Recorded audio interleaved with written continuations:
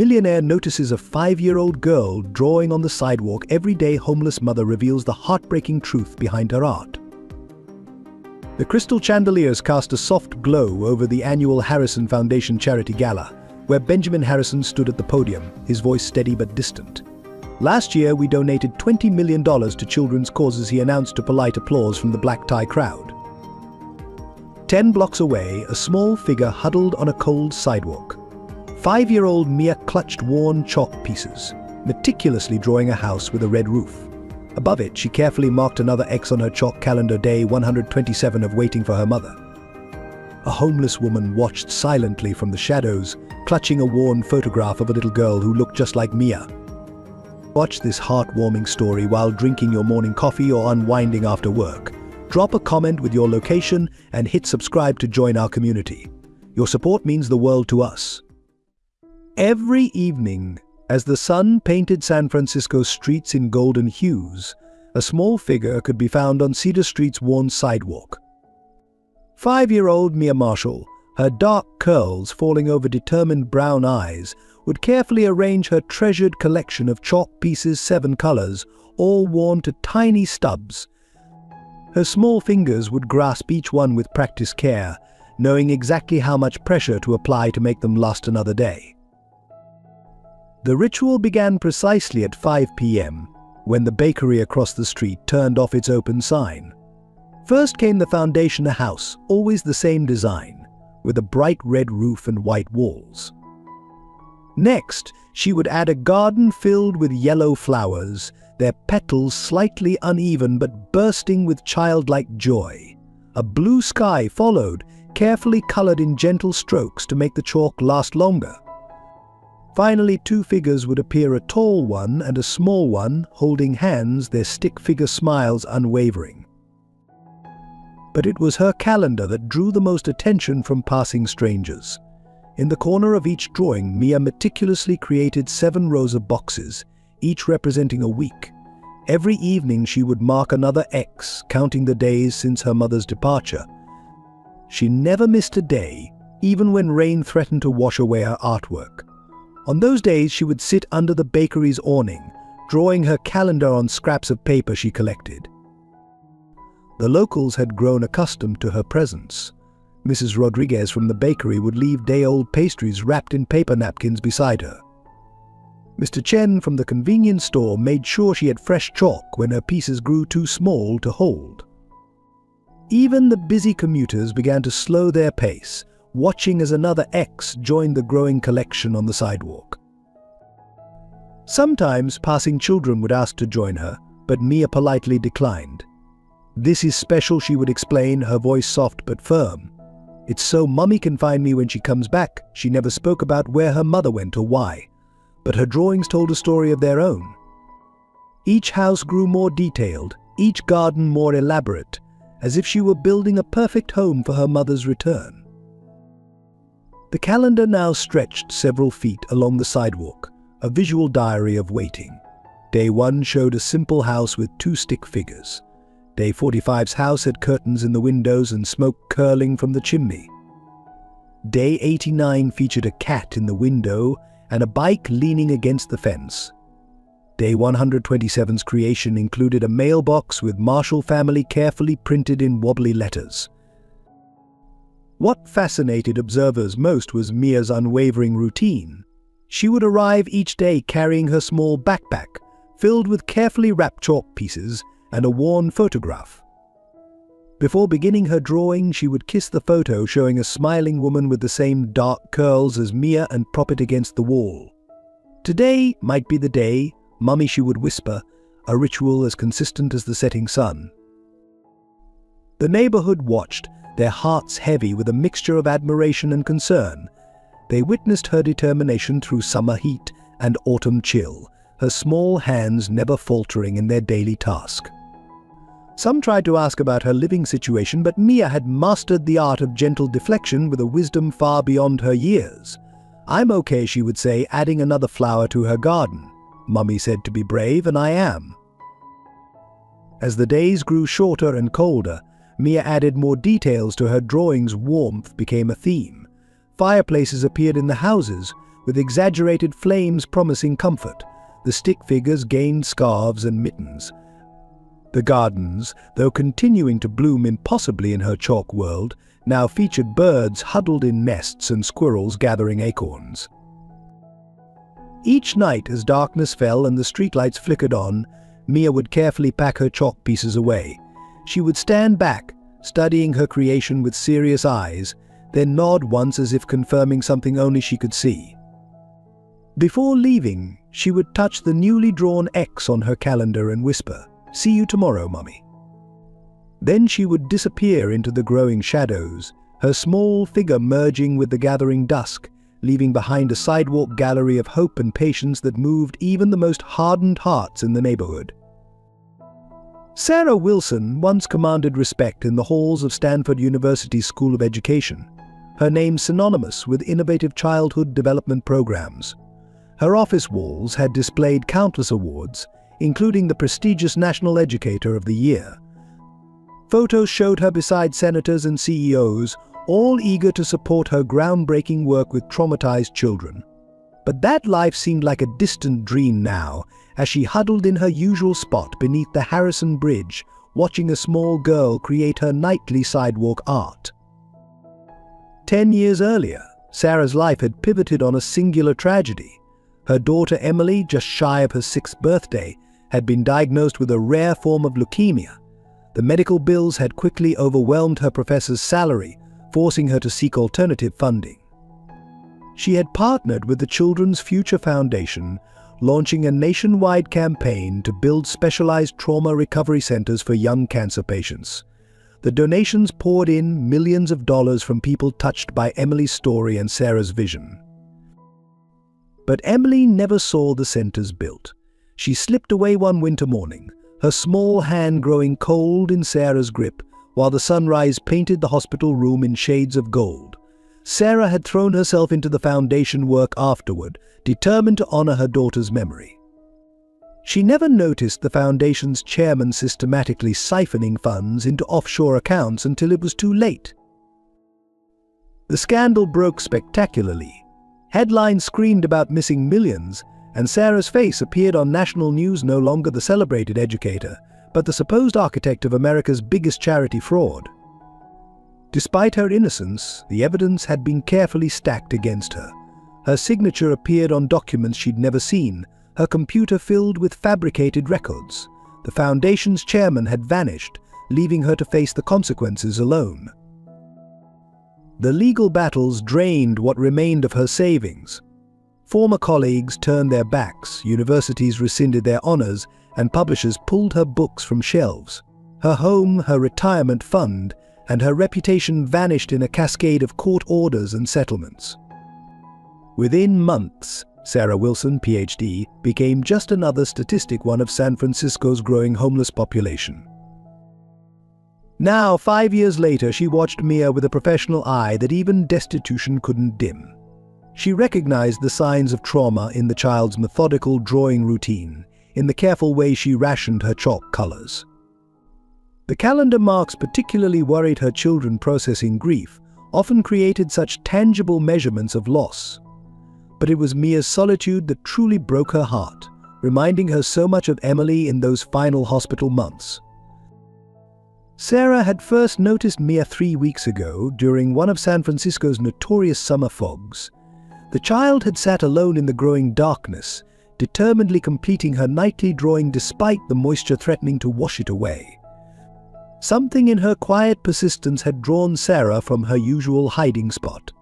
She'd watched as Mia produced a worn photograph, kissing it before propping it carefully against the wall, a ritual Sarah understood all too well. The locals viewed Sarah with typical urban wariness, steering clear of her corner under the bridge. They didn't see the woman who had once testified before Congress on childhood education reform. They missed the keen intelligence in her eyes as she observed Mia's developing artistic expressions, noting how the house drawings grew more elaborate as the child processed her emotions. Even in her current state, Sarah couldn't stop being an educator. She kept Emily's photograph in a waterproof bag, along with her daughter's last letter written in wobbly children's script, asking for a puppy she would never get to pet. Sometimes, in the quietest hours before dawn, Sarah would read it by streetlight, tracing the crayon words with trembling fingers. She recognized the same longing in Mia's nightly art gallery, the same desperate hope for a future that might never arrive. Despite her circumstances, Sarah had maintained detailed journals of her observations, scribbling in salvaged notebooks with stubby pencils. She documented Mia's artistic development, noted patterns in the child's behavior, and recorded snippets of conversations she overheard. Old habits died hard, and somewhere beneath the layers of loss and survival, Dr. Sarah Wilson still lived, still analyzed, still cared, still sought to understand and help children in crisis. The irony wasn't lost on her that she now lived beneath a bridge named after Harrison Enterprises, the same corporation that had declined to investigate her case when she begged for help during the scandal. But as she watched Mia add another X to her Sidewalk calendar, Sarah felt a familiar stirring of purpose. Perhaps she had lost everything for a reason. Perhaps this small artist with her chalk dreams needed exactly what Sarah had left to give: understanding, patience, and the expertise of someone who knew all too well how children cope with loss. Cedar Street's community dynamics had shifted dramatically in recent months, tension simmering beneath its well-maintained Victorian facades. Shop owners held hushed meetings about the homeless problem, their eyes darting toward Sarah's corner beneath the Harrison Bridge. Residents complained about property values dropping, attributing the decline to the increasing presence of street dwellers rather than the soaring San Francisco housing market. The Thompson family, temporary guardians of Mia, maintained a carefully crafted image of charitable concern. Their Victorian home stood 3 blocks from Mia's nightly art gallery, its fresh paint and manicured garden projecting prosperity and respectability. Martha Thompson, with her perfectly highlighted hair and designer volunteer t-shirts, chaired the neighborhood association. Her husband Richard served on the local business council. They spoke eloquently at community meetings about maintaining standards, while quietly pocketing the support checks meant for Mia's care. The child protection system's failures became increasingly apparent to those who bothered to look closely. Social workers, overwhelmed with cases and drowning in paperwork, conducted cursory checks that never revealed how Mia spent her evenings alone on the sidewalk. The Thompsons had mastered the art of bureaucratic manipulation, showing pristine report cards from a school Mia hadn't attended in months and medical records from appointments that never happened. Mrs. Rodriguez from the bakery found herself caught between compassion and commerce. Her regular customers complained about sitting near windows that faced the homeless woman, yet she couldn't bring herself to stop leaving food for Mia and occasionally Sarah. Mr. Chen's convenience store became a battlefield of conscience as his business partner pressured him to call the police whenever Sarah appeared, while he secretly kept a box of chalk behind the counter for Mia. The neighborhood watch meetings grew increasingly heated. Young tech professionals new to the area argued for cleaning up the streets to protect their investments. Long-time residents remembered when the community took care of its own but remained silent, afraid of drawing attention to their own financial struggles. The local police officer, Detective James Miller, found himself making more frequent patrols, torn between his duty to respond to complaints and his growing concern for Mia's welfare. Local media had begun to take notice. The San Francisco Chronicle ran a small piece about the sidewalk artist, though carefully avoiding mention of Mia's age or living situation. Social media buzzed with photos of her drawings, spawning hashtags and debates about urban decay and childhood poverty. Yet no one seemed to connect the dots between the child creating elaborate chalk dreams and the respected family 3 blocks away claiming to be her guardians. The church across the street held committee meetings about launching a homeless outreach program while simultaneously installing sprinklers to discourage people from sleeping in their doorway. The irony wasn't lost on Sarah, who recognized several committee members from her previous life in academia.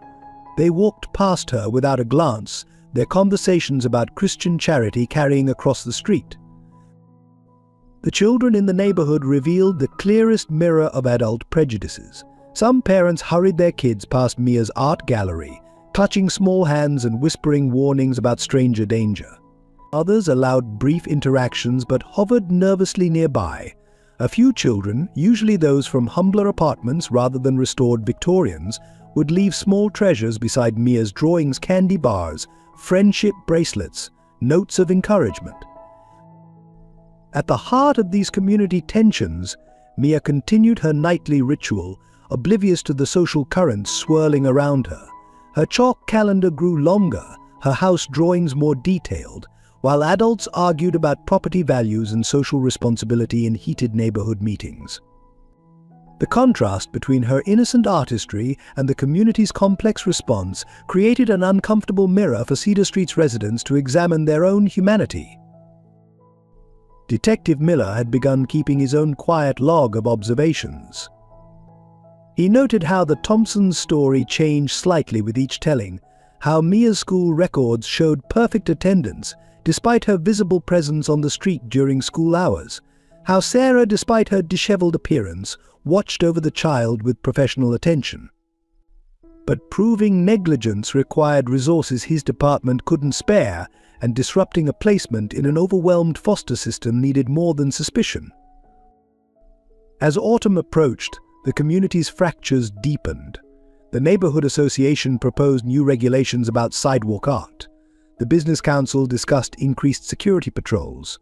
The local school board received anonymous tips about residency fraud. Beneath these official movements, a current of whispers flowed about the Thompsons' sudden financial comfort, about Sarah's past glimpsed in old news clippings, about a child who spent her evenings creating art instead of doing homework. Cedar Street had become a microcosm of society's larger struggles with compassion, responsibility, and justice, all centered around a 5-year-old girl with a box of chalk and an unwavering hope for her mother's return. The moment that changed everything came on a Tuesday evening when the fog rolled in earlier than usual. Sarah had been observing Mia's routine for nearly a month, noting how the child's shoulders hunched increasingly against the growing autumn chill. That evening, something was different. Mia's usual methodical approach had given way to frantic energy, her chalk strokes harder, faster, almost desperate. The change in pattern triggered Sarah's long-dormant professional instincts. Years of studying childhood trauma responses had taught her to recognize the signs of escalating distress. The house in Mia's drawing gained dark windows, something she'd never included before. The stick figures stood further apart. Most tellingly, the carefully maintained calendar showed multiple X marks, as if Mia was trying to rush time forward. Sarah watched as Mia's small hand trembled, causing her to drop her last piece of blue chalk. The chalk rolled toward Sarah's hiding spot, coming to rest near her worn shoes. For a moment, both former professor and young artist froze, their eyes meeting for the first time. Sarah saw her own loss reflected in Mia's gaze, the same desperate hope she'd once seen in Emily's eyes. "Your blue chalk," Sarah said softly, her voice rusty from disuse. She picked up the piece carefully, holding it out like a peace offering. "The sky isn't finished yet." Mia hesitated, years of stranger danger warnings warring with her desire to complete her drawing. "I need it for the clouds," she finally whispered. "They're special today." Special clouds, Sarah kept her voice gentle, professional training kicking in automatically. "What makes them special?" "They're carrying messages to my mom." Mia took a small step forward. "Mr. Chen says clouds travel everywhere. Maybe they'll find her." Sarah's heart clenched. She recognized magical thinking, a common coping mechanism in children dealing with abandonment. "That's a beautiful thought," she said, still holding the chalk. "Would you like to tell me about your mom while you finish the clouds?" Mia studied Sarah with that peculiar intensity unique to children. "You don't look scary," she decided finally, "even though people say you are." "People are often scared of things they don't understand," Sarah responded, echoing words she'd written in her last published paper on childhood trauma. Like when they don't understand why a very talented artist chooses to draw on sidewalks instead of paper. A ghost of a smile touched Mia's lips. "Paper can blow away. The sidewalk stays. She took another step forward. Did you lose someone too? The question hit Sarah like a physical blow. For a moment, Emily's face flashed before her, not in the hospital bed, but laughing in their backyard, asking for one more push on the swing. Yes, she managed. My daughter. Her name was Emily. Mia finally crossed the remaining distance, accepting the chalk but not retreating. Was she good at drawing? She loved butterflies, drew them everywhere. Sarah smiled at the memory, even on the hospital windows. Mia's hand paused mid-stroke on her cloud. She was very sick. Sarah kept her voice steady, the way she'd trained herself to discuss trauma with young patients. The butterflies made her happy when she couldn't go outside. Mia absorbed this information with solemn consideration. Then, to Sarah's surprise, she began adding butterflies to her drawing, wobbly, childish ones floating around the house. So Emily can see them from heaven, she explained matter-of-factly. Sarah felt tears threatening for the first time in years. She watched as Mia continued adding butterflies, each one carrying a small message. Love you, Mom, Mississippi, you, Emily, come home soon. Would you like to know a secret? Mia asked suddenly, reaching into her worn backpack. She pulled out the photograph she kissed each evening, holding it out trustingly. This is my mom. Her name is Ashley. She promised to come back, but the Thompsons say she forgot about me. Sarah studied the photograph, her trained eye noting details: Ashley's waitress uniform, the tired smile, the way she held Mia as if afraid someone might take her away. She hasn't forgotten, Sarah said with certainty. Sometimes grown-ups have to solve big problems before they can come home. Mia's eyes filled with tears. That's what I think too, she whispered, but I'm running out of Sidewalk for my calendar. In that moment, watching Mia add the finishing touches to her cloud messages, Sarah made a decision that would set in motion events she couldn't possibly foresee. Her years of research, her understanding of childhood trauma, and her own experience of loss had prepared her for this moment. Someone needed to advocate for this child, and if that someone was a disgraced professor living under a bridge, so be it. Ashley Parker's reality was a far cry from the promises made by the glossy recruitment flyer that had lured her to Los Angeles. The guaranteed employment opportunity had turned into a nightmare of forced labor in a nondescript warehouse on the city's outskirts. Her world had shrunk to the dimensions of a sewing station, where she spent 14 hours a day assembling designer clothes that would sell for more than she made in a month. The fluorescent lights buzzed endlessly overhead as Ashley's fingers moved mechanically across fabric, her thoughts constantly drifting to Mia. She had trusted the Thompsons, distant relatives who'd offered to care for her daughter while she got established in her new job. The promised 2 weeks had stretched into months as her passport and phone were confiscated, her movements restricted to the warehouse and the crowded room she shared with 5 other women. Each night, Ashley secretly worked on a small project, a handmade doll crafted from fabric scraps she managed to smuggle from the sewing floor. The doll's dress matched the one Mia wore in the last photo Ashley had seen of her daughter, the image seared into her memory. She embedded tiny notes inside the doll's stuffing, messages she prayed would somehow reach her daughter. Mommy loves you, stay strong, I'm coming home. Her first escape attempt had come 6 weeks after arrival. She'd managed to slip away during a fire drill, making it 3 blocks before the warehouse's security team caught her. The punishment had been swift: no food for 2 days, and a warning that any word to Mia would result in consequences.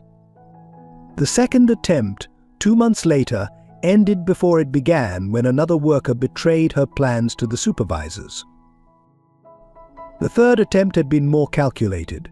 Ashley had spent weeks memorizing delivery schedules, noting which guards were more likely to take extended cigarette breaks. She'd saved half of her meager meals, trading them with other workers for information about the warehouse's layout. But on the planned day, she discovered her hidden cache of supplies missing and a new lock on the fire escape door. Now, watching another sunset through the warehouse's grimy windows, Ashley worked on her latest plan. The factory supplied clothes to major retailers, including Harrison Enterprises department store chain. Each garment required a quality control tag, and Ashley had begun carefully collecting the carbon paper used in the tagging process. At night, she pressed the papers between pages of the employee manual, using the ghost of ink to write letters to anyone who might help. "My name is Ashley Parker," she wrote in tiny letters. "I am being held against my will at," but she never knew the actual address, and the letters remained hidden in her thin mattress, along with the growing collection of notes to Mia. The doll, now nearly complete, sat in a hollow space she'd carved in her workstation, waiting for the right moment. The other women in the warehouse had their own stories of deception and lost families. Maria, who worked at the station next to Ashley, had 3 children in Mexico she hadn't seen in 2 years. Wei Chen had come believing she would study fashion design, only to find herself trapped in an endless cycle of 14-hour workdays. They shared what little food and comfort they could, passing silent messages through gestures and whispered words during bathroom breaks. Ashley learned to read the rhythms of the warehouse, which supervisors could be quietly defied, which ones delighted in finding reasons to dock their already minimal pay. She catalogued every detail that might aid her escape: the delivery truck that arrived every Tuesday at 3 p.m., the janitor who sometimes left the back door propped open while smoking, the shift change at midnight when the guards grew sleepy. But it was the Harrison Enterprises connection that gave her the most hope. The company's logo appeared on shipping manifests and quality control documents. Surely, she thought, a corporation that large would have oversight would notice if they investigated their supply chain. During rare moments alone, Ashley would trace the logo on shipping boxes, memorizing names and dates, building a mental record of everything she observed. The doll became her sanity project, each stitch a promise to Mia. She gave it dark curls like her daughter's, embroidered a tiny smile that matched Mia's photograph. When the work became unbearable, when her fingers bled from pin pricks and her eyes burned from strain, she would touch the doll hidden in her workstation and whisper, "Soon, baby, Mummy's coming soon." But as summer faded into autumn, Ashley felt her hope wavering. The Thompsons' occasional updates about Mia grew vaguer, more threatening. The last message had mentioned arrangements being made for more permanent care, a phrase that filled Ashley with cold terror. She knew she was running out of time, just as she knew that her next escape attempt would need to succeed, not just for her sake, but for all the women trapped behind the warehouse's unmarked doors. The Thompson family's deception was a masterpiece of suburban camouflage. Martha Thompson had orchestrated every detail, from the carefully curated Facebook posts showing an empty bedroom waiting for Mia's return, to the tearful testimonials at community meetings about the challenges of caring for a child whose mother had abandoned her. Behind their Victorian home's freshly painted facade, the truth was far uglier. The monthly support checks from Ashley, extracted through carefully worded threats about Mia's welfare, funded Martha's boutique shopping habits and Richard's golf club membership. The bedroom shown in social media posts remained pristinely empty, while Mia spent her nights in a converted garden shed, hidden from visiting social workers by strategic landscaping and neighborhood complicity. But Richard Thompson maintained the financial side of their scheme with cold efficiency. He had established a separate bank account for Ashley's payments, laundering them through his real estate business. Each threatening message to Ashley was carefully worded to avoid explicit blackmail, while ensuring maximum psychological impact. "Mia keeps asking about you. Shame if she had to go into the system, because we can't afford to keep her." The Thompsons' participation in community organizations served as perfect cover. Martha's leadership role in the neighborhood association allowed her to deflect concerns about Mia's obvious neglect. Richard's position on the business council gave him influence over local security patrols, ensuring they stayed away from Mia's nightly drawing sessions. Their carefully cultivated image of struggling but devoted guardians fooled even the most observant neighbors. Their manipulation extended to the local school system. Forged doctor's notes explained Mia's absences, Homework assignments were completed in Martha's meticulous handwriting, then deliberately made messier to mimic a child's work. Report cards were doctored using software from Richard's office, creating a paper trail of normalcy that satisfied cursory inspections. The garden shed that served as Mia's room revealed the depth of their neglect. A thin mattress lay on the floor, surrounded by the few possessions Ashley had packed for what was supposed to be a temporary stay. The Thompsons kept it just comfortable enough to avoid obvious abuse allegations: a space heater in winter, a fan in summer, while pocketing the money meant for Mia's proper care. Their manipulation of Mia showed calculated cruelty. They fed her just enough to maintain appearances while ensuring she remained dependent. Her clothes, bought from thrift stores despite the support payments, were kept deliberately shabby to support their narrative of financial struggle. They encouraged her sidewalk art not from kindness, but because it kept her out of the house during dinner parties and neighborhood gatherings. Martha had mastered the art of public sympathy. "It breaks my heart," she would say at church meetings, dabbing carefully at dry eyes, watching her wait for someone who clearly doesn't want her.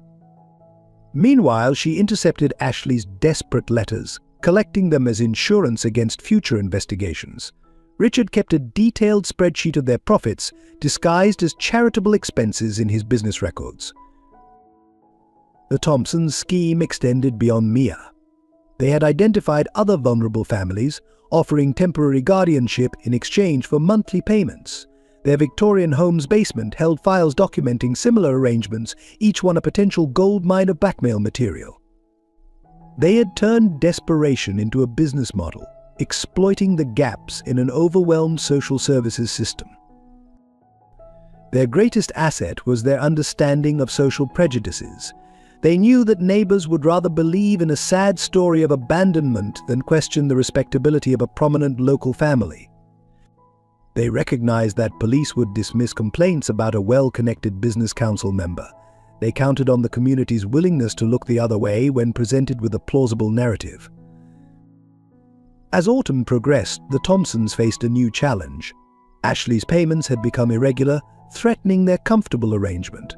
Martha began drafting more aggressive messages, while Richard explored legal options for gaining permanent custody. They discussed moving Mia to their basement, away from increasingly curious neighbors. Their conversations, held over expensive wine in their formal dining room, centered on maintaining control of their profitable ward. Yet they failed to notice the small cracks in their facade. Detective Miller's increased patrols made Richard nervous. Sarah Wilson's presence near their house triggered Martha's paranoia about exposure. Most significantly, they underestimated Mia herself. Her detailed drawings were creating a record of her life that contradicted their careful narrative.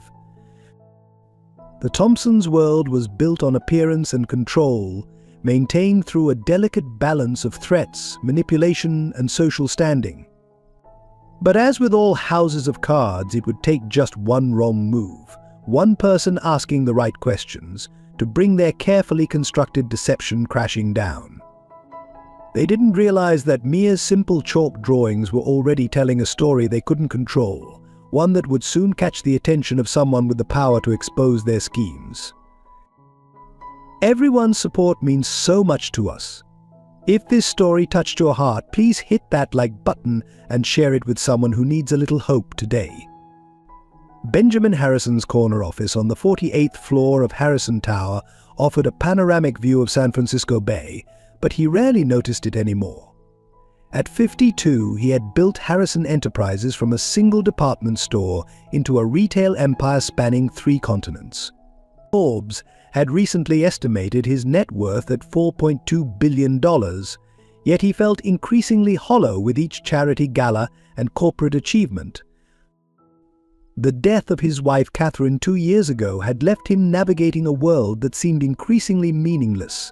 Their unable to have children had driven them to channel their energy into building the business, but Catherine had always insisted on maintaining their humanity. She had established the Harrison Foundation, ensuring that their success benefited others. Now, without her moral compass, Benjamin found himself going through the motions, announcing donations at galas, while feeling disconnected from any real purpose. His morning routine never varied. He arrived at 7 a.m. sharp, reviewed international market reports over black coffee, and met with his executive team at 9. Today's meeting focused on their Asian manufacturing partnerships, with his supply chain director, Michael Collins, presenting cost-saving projections that should have excited him. Instead, Benjamin found himself staring at the graphs, thinking about Catherine's last words, "Promise me you'll remember why we started this." They had started with a vision of ethical business practices and community investment. Now, examining the profit margins from their overseas operations, Benjamin felt a nagging discomfort. The numbers seemed too good, the costs too low. But questioning them meant potentially disappointing shareholders, facing board scrutiny, risking the empire he'd built. It was easier to sign the reports, maintain the status quo. His assistant, Margaret Wells, had worked with him for 20 years. She alone noticed his increasing distraction, the way he stared at Catherine's photo on his desk during lengthy conference calls. She witnessed his robotic responses at charity events, saw how he withdrew from the personal involvement that had once characterized his leadership style. But loyalty kept her silent, even as she watched him drift further from the man he used to be. The headline in the morning's Financial Times praised Harrison Enterprises' record profits, but buried on page 6 was a small article about labor concerns in the garment industry. Benjamin skimmed it during lunch, his attention caught by a quote about factory conditions in Los Angeles. Something about the details nagged at him. The location matched one of their major suppliers. He made a note to have legal look into it, then promptly forgot as his afternoon filled with merger discussions. His private elevator ride each evening offered moments of unwelcome reflection. Catherine had always used this time to share her observations about their employees, insisting they knew every worker's name, their families, their struggles. Now Benjamin rode in silence, surrounded by his reflection in the polished brass walls. The man staring back at him looked successful, tailored suit, confident posture, but his eyes held a weariness that even his wealth couldn't hide. The Harrison Foundation occupied the building's entire 4th floor, its modern offices a testament to corporate philanthropy. Benjamin had doubled its budget after Catherine's death, as if money could replace genuine engagement. He signed checks for children's hospitals, education initiatives, homeless shelters, all worthy causes that Catherine had championed. But he couldn't remember the last time he'd actually visited any of these projects, seen their impact firsthand. His evenings usually ended with business dinners or charity functions, but tonight he had declined all invitations. Instead, he found himself driving aimlessly through the city, something he hadn't done since the early days of building his company. Catherine had loved these drives, pointing out small businesses they could help, neighborhoods that needed investment. She would have noticed things he missed, like the small figure drawing on a sidewalk as the sun set. Benjamin hadn't planned to stop, but something about the scene, the child's focused determination, the elaborate chalk drawings, the calendar marked with X's made him break suddenly. He watched from his car as the girl carefully added another X, her movements precise despite the growing darkness. A woman in worn clothes hovered nearby, her protective stance triggering memories of how Catherine used to watch over their young employees' children in the store's early days. The scene disturbed his carefully maintained emotional distance. The girl reminded him of himself at that age, drawing store layouts in his father's failing shop, marking days until bill collectors would return. The homeless woman's careful attention echoed Catherine's insistence on looking out for their community's most vulnerable members. For the first time in 2 years, Benjamin felt something crack in his carefully constructed shell of isolation. As he watched, a well-dressed couple hurried past the scene, deliberately averting their eyes. Their behavior reflected his own recent years, seeing but choosing not to see, writing checks instead of taking action. Catherine would have been disappointed in what he'd become, a man who measured success in profit margins while forgetting the human stories behind the numbers. The girl's chalk calendar, stretching along the sidewalk, seemed to mock the expensive watch on his wrist. She measured time in hope and waiting, while he counted it in quarterly reports and board meetings. Her art, created with stub of chalk on rough concrete, held more genuine emotion than all the commissioned pieces in his corporate offices. Benjamin sat in his car until the girl finished her drawing and disappeared into the gathering darkness. The homeless woman remained, standing guard like a sentinel. He thought about calling his foundation directors, asking them to look into the situation. But Catherine's voice seemed to whisper in his mind, "Remember why we started this?" They had started because they believed in direct action, in personal involvement, in seeing needs and meeting them face to face. Tomorrow, he decided, he would return. Not in his corporate capacity, but as the person Catherine had believed in, someone who could see beyond balance sheets to the human stories that needed attention. For the first time since her death, Benjamin felt a spark of genuine purpose, a reminder of the man he used to be. The unmarked warehouse on Los Angeles' industrial outskirts concealed a network of exploitation that reached far beyond its weathered walls. From the outside, it appeared unremarkable, just another garment factory in a city full of them. Loading docks received shipments of fabric and dispatched boxes of finished clothing bearing designer labels. Security guards patrolled with casual indifference, their real purpose hidden behind uniforms and clipboards. Inside, the operation ran with ruthless efficiency. 3 floors of sewing machines operated around the clock, their rhythmic whirring masking the sounds of human suffering. The workers, mostly women from various countries, were sorted by language to prevent communication and organized resistance.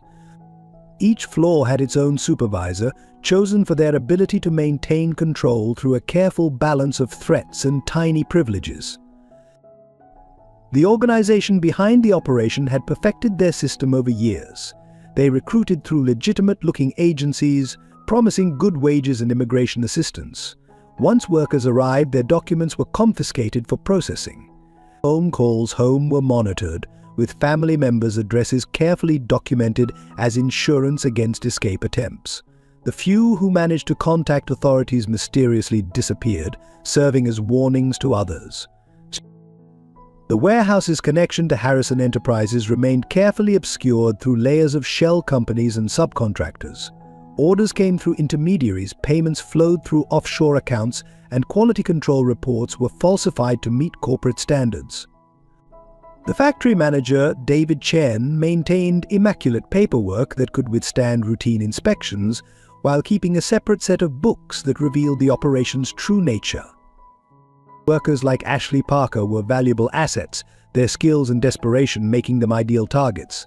The operation specifically sought single mothers, knowing their children could be used as leverage. They maintained detailed files on each worker's family, using this information to craft personalized threats that ensured compliance. The psychological manipulation was as carefully planned as the physical security measures. The warehouse's infrastructure reflected this dual purpose. The main floor's layout appeared normal during inspections: well-lit workstations, fire exits, basic brake facilities. But secondary locks engaged after hours, cameras monitored every corner, and the break room's vending machines required worker ID cards that tracked movements. The building's original windows had been replaced with reinforced glass, their opacity explained as climate control, but serving to hide the conditions inside. The regional managers like Chen reported to a shadowy board of directors who never visited the facility. Their communications arrived in encrypted messages, focusing solely on production quotas and profit margins. But the board maintained similar operations across multiple cities, each facility designed to be deniable and disposable if exposed. They had perfected the art of exploiting gaps in labor law enforcement and corporate oversight. The financial structure supporting the operation was equally sophisticated. Wire transfers passed through multiple countries before reaching their destination. Payroll records showed legal wages while actual payments amounted to pennies per hour. Profits were laundered through legitimate businesses, restaurants, nail salons, small import companies, all owned by silent partners in the organization.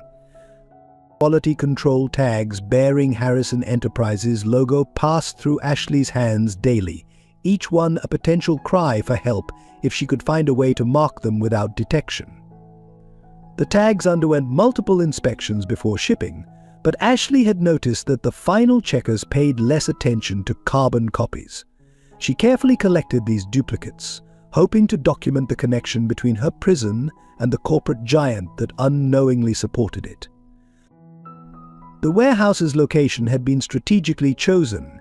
Situated in an industrial zone with high turnover of temporary businesses, it attracted little attention from neighbors. Local police rarely patrolled the area, their resources focused on residential districts. The few inspectors who visited saw only what they were meant to see: a busy garment factory meeting production deadlines for major retailers. Security measures evolved constantly in response to attempted escapes. New cameras were installed after Ashley's first attempt, biometric scanners added after the second. Guards now photographed workers daily, comparing images to prevent impersonation. The loading dock's schedule became randomized to prevent planning around predictable patterns. Even the janitors underwent background checks and surveillance. Workers' communications were monitored through hidden microphones and cameras, their conversations analyzed for signs of rebellion. Those who spoke too much or asked questions found themselves separated from potential allies, moved to isolated workstations or different shifts. The psychological impact of this constant surveillance created an atmosphere of paranoia and helplessness that served the operation's goals. Yet despite these measures, small acts of resistance persisted. Workers developed subtle hand signals, passed notes hidden in garment seams, maintained mental maps of guard rotations. Ashley's handmade doll became a symbol of hope, its hidden messages a testament to human resilience. Each tiny act of defiance carried enormous risk, but the alternative, complete submission, seemed worse than any punishment. The operation's connection to Harrison Enterprises represented both danger and opportunity. Discovery could bring scrutiny that would shut down the warehouse, but it could also lead to retribution against workers' families. Ashley and others like her walked this razor's edge daily, gathering evidence while avoiding detection, hoping that someone in the corporate giant's hierarchy would notice discrepancies in their supply chain and start asking questions. As autumn approached, pressure to meet holiday shopping demands increased production quotas. Workers' already long hours extended further, rest periods shortened, and punishment for missed targets became more severe. The warehouse's true nature emerged more clearly under this stress, its facade of legitimacy wearing thin. But for the women trapped inside, each sunrise brought only another day of forced labor, their hopes for rescue fading like the summer light through smog-stained windows.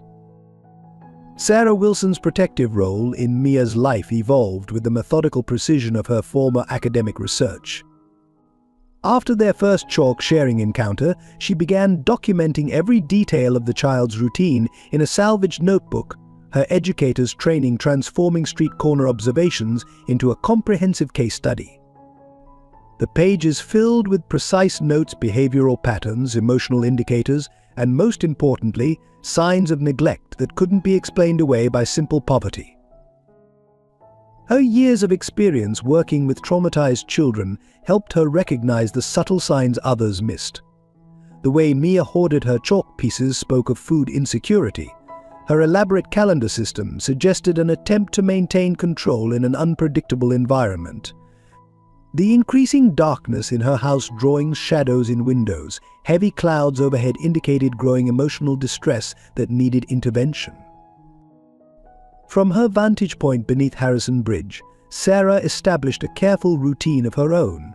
She learned the neighborhood's rhythms when the Thompsons left for their various committee meetings, which neighbors could be trusted, how local police patrols timed their rounds. She mapped safe spaces where Mia could retreat if needed, noting which shopkeepers showed genuine concern for the child's welfare.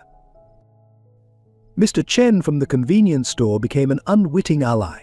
Sarah observed his quiet kindness, the fresh chalk appearing mysteriously, the carefully wrapped sandwiches left where Mia drew. During rare, quiet moments, she would share her professional insights with him, explaining the significance of Mia's artistic changes.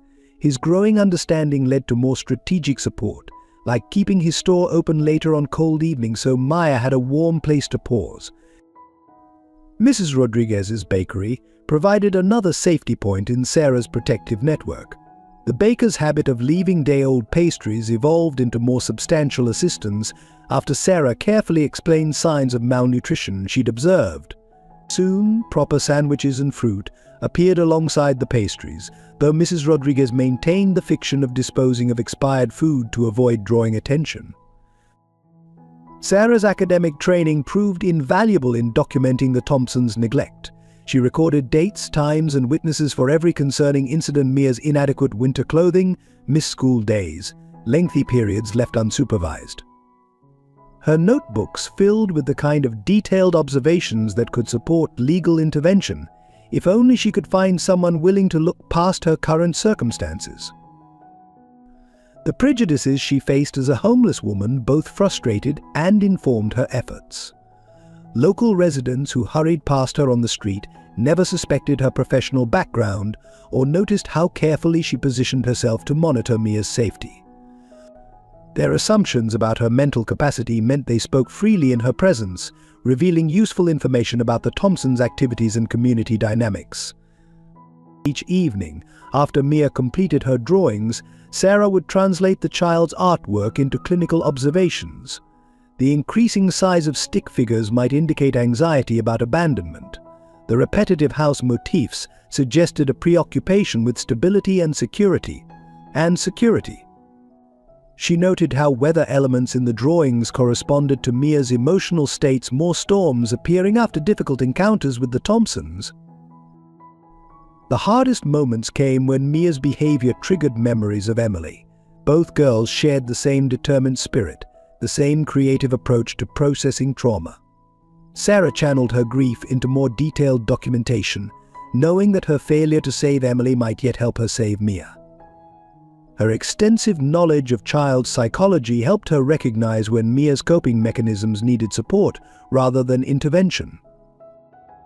Detective Miller's increased patrols initially worried Sarah, until she noticed his lingering attention to Mia's drawings. Using skills honed through years of academic collaboration, she began leaving carefully curated evidence where he would find it: pages from her observation notebooks, strategically forgotten when he passed. The detective's gradual shift from suspicious glances to thoughtful observation suggested her messages were having an impact. Sarah's protective role extended beyond physical safety. She found ways to support Mia's emotional development through subtle guidance. When Mia's drawings became particularly dark, Sarah would share stories about Emily's artwork, offering alternative perspectives and coping strategies. She taught Mia simple code words and safety signals, disguising them as games while building a safety network the child could access if needed.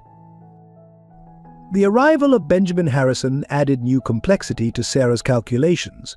His obvious wealth and influence could either help or harm Mia, depending on his motivations. Sarah applied her research skills to gathering information about him, noting his pattern of visits, his reactions to Mia's art, the way he seemed to struggle with internal conflicts while watching the child draw. As autumn progressed, Sarah's role grew more crucial. The Thompsons' behavior showed increasing signs of stress, their careful facade cracking under unknown pressures. She noted more frequent arguments behind their Victorian windows, observed their growing aggression toward Mia during brief public interactions. Her documentation became more urgent, her protective presence more constant. Using discarded newspapers and borrowed library computers, Sarah began researching Harrison Enterprises' charitable foundation. Her academic experience helped her identify potential allies within the organization, people whose professional focus aligned with Mia's needs. But she carefully compiled evidence that would appeal to their specific programs and priorities, building a case that could bypass the Thompsons' social barriers. Each night, after ensuring Mia's safe return to the Thompsons' property, Sarah would review her notes by streetlight. Her academic thoroughness had once earned her international recognition, now it served a more personal mission. She knew from bitter experience how systems could fail vulnerable children. This time she was determined to create a record so comprehensive, so irrefutable, that it couldn't be ignored no matter how respectable the Thompsons appeared or how discredited she had become. The first signs of escalating community tensions appeared during the October Neighborhood Association meeting. Martha Thompson stood at the podium, her designer activist outfit carefully chosen to project concerned citizenship. "The sidewalk art situation has become untenable," she announced, gesturing toward photos of Mia's drawings. "While we all appreciate childhood creativity, the constant presence of undesirable elements has raised serious safety concerns." The meeting room at the Cedar Street Community Center quickly divided into factions. Young tech professionals, recent transplants to the neighborhood, nodded enthusiastically at Martha's thinly veiled references to Sarah's presence. Property values dominated their whispered conversations, smartphones ready to document any potential disturbance to their carefully curated urban lifestyle. Long-term residents showed more hesitation. Mrs. Rodriguez, still wearing her bakery apron, stood up despite her usual shyness at such meetings. "The child brings life to our street," she argued, her accent thickening with emotion. "And the homeless woman, she protects Mia, causes no trouble." Her words triggered immediate pushback from the association's newer members, their concerns about enabling behavior drowning out her defense. Mr. Chen watched silently from the back, noting how Richard Thompson's business council connections influenced the conversation.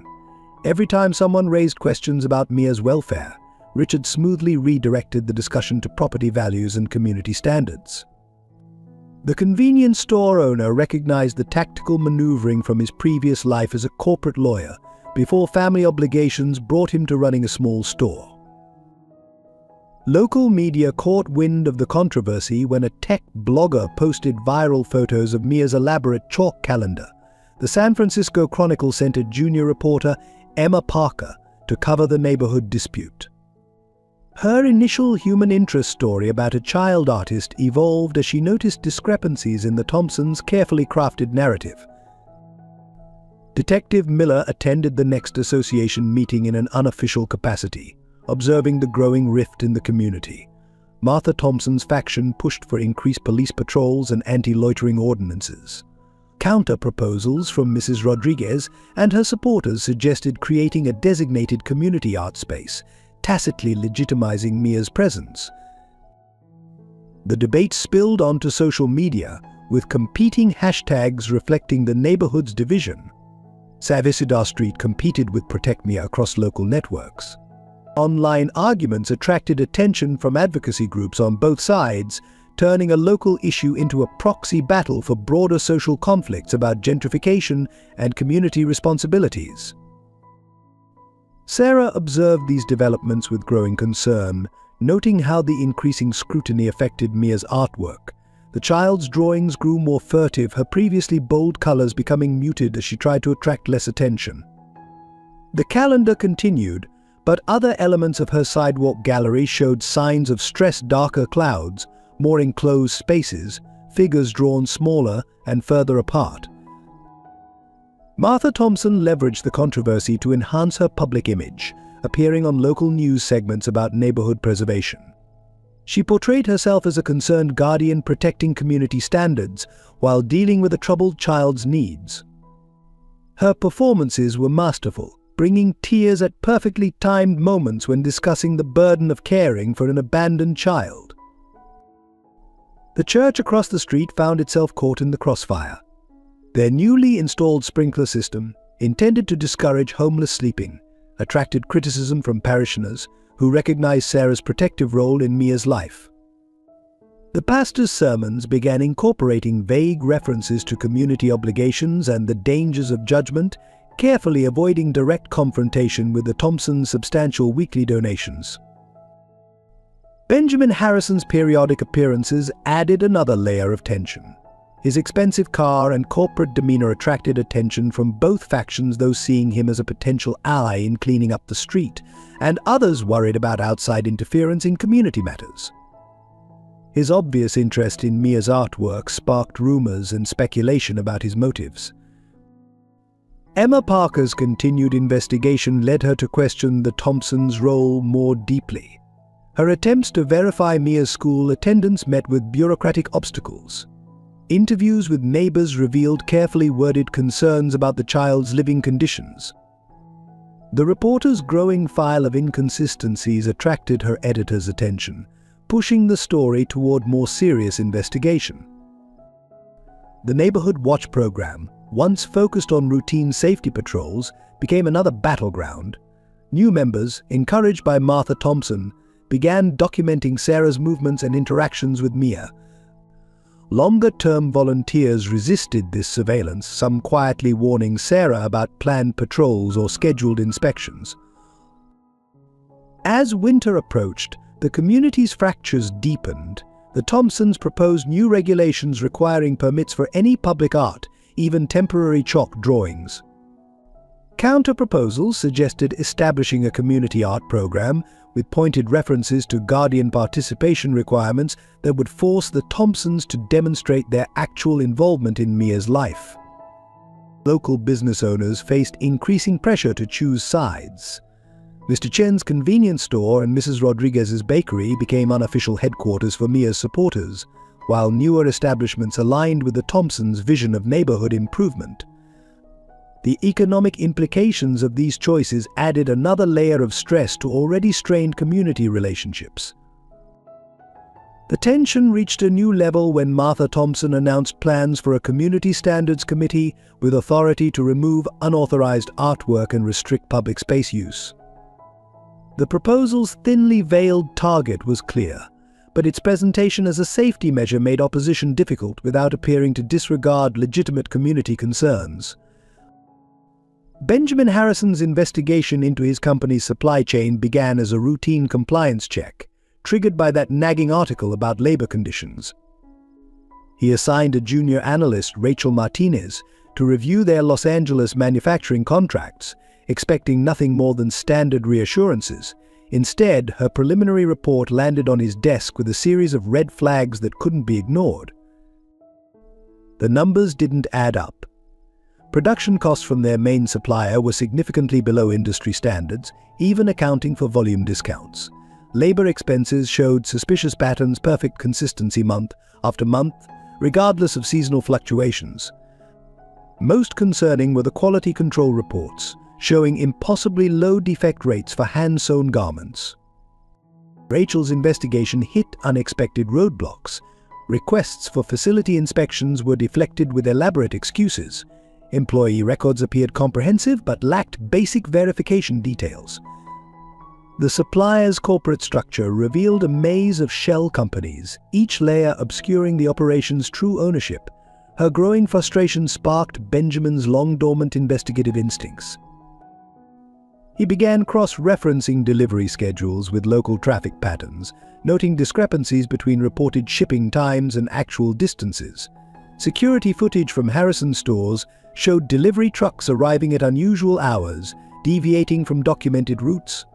Small details accumulated workers' signatures that looked too similar, inspection stamps with microscopic inconsistencies. The deeper Benjamin dug, the more his corporate armor cracked. Catherine's voice seemed stronger in his mind, reminding him of their early days investigating supplier ethics.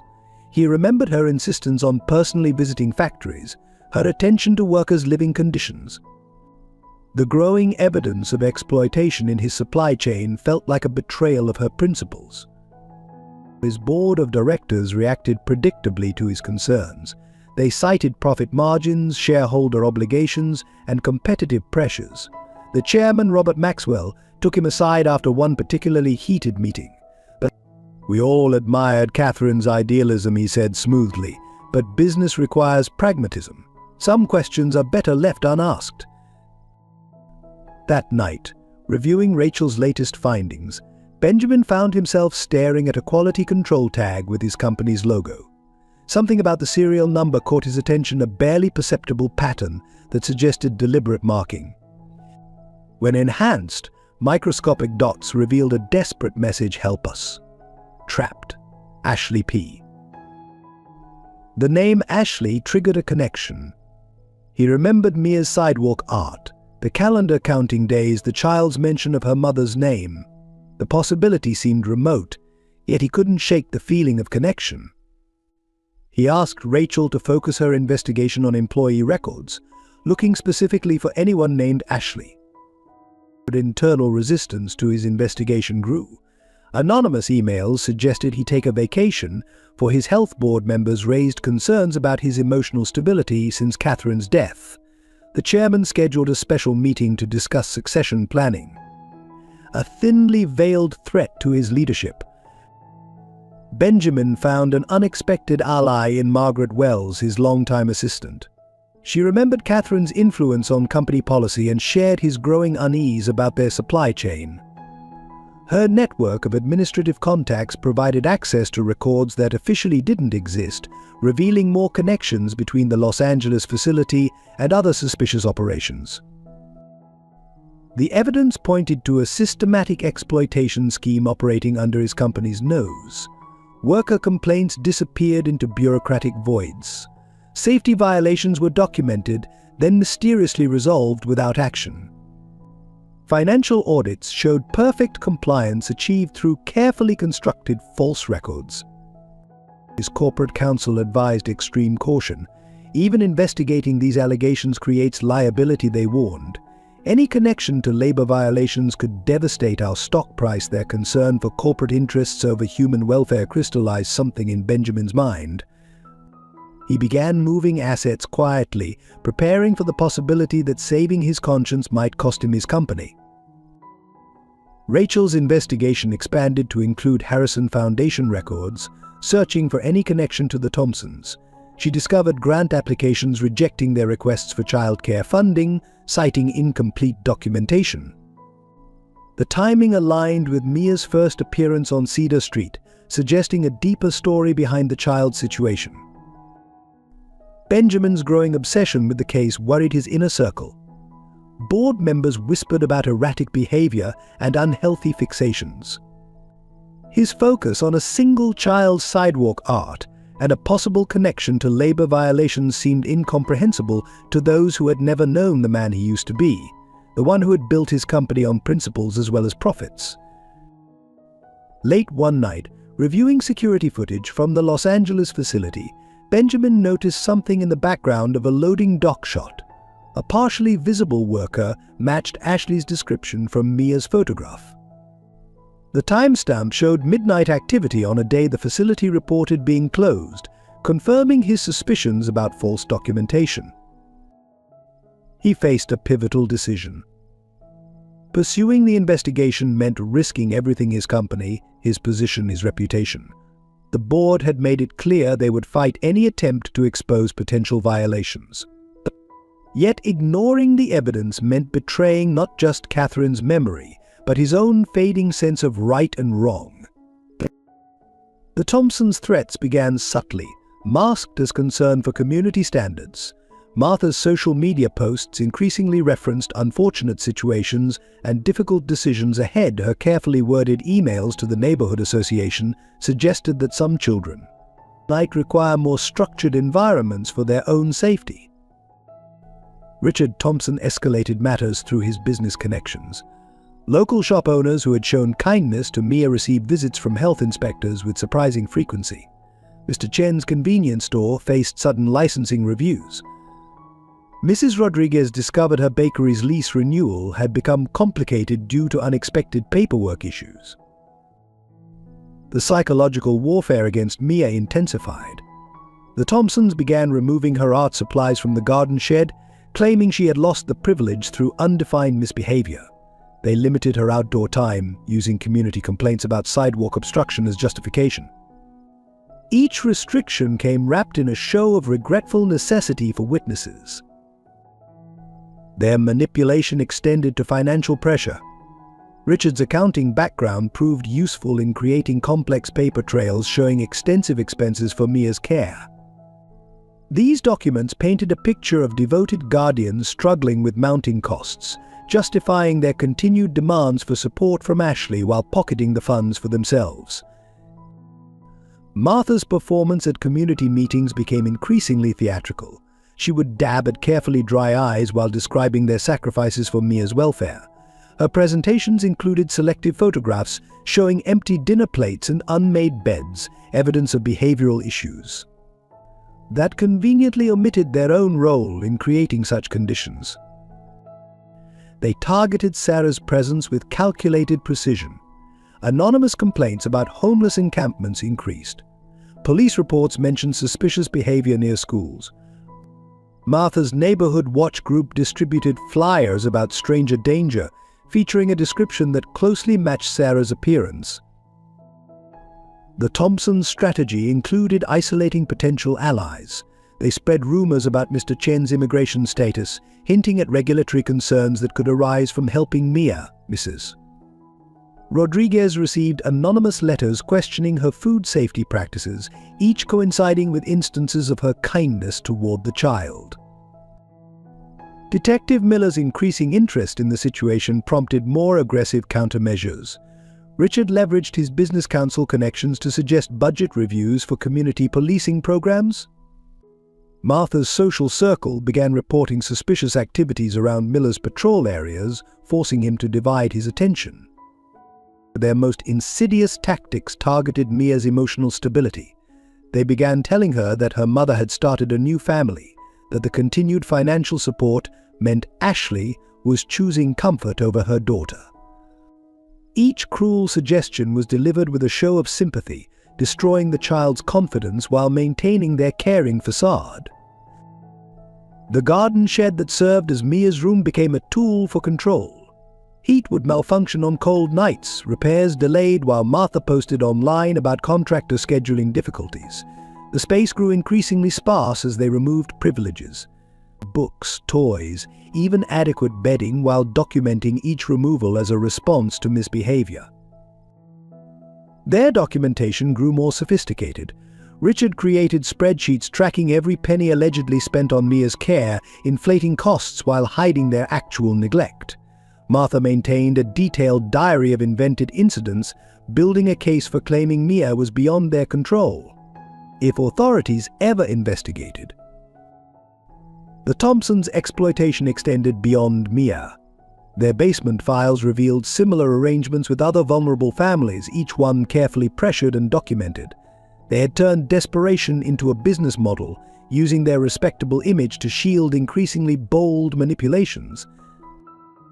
As pressure mounted from Benjamin Harrison's appearances and Detective Miller's interest, the Thompsons accelerated their plans.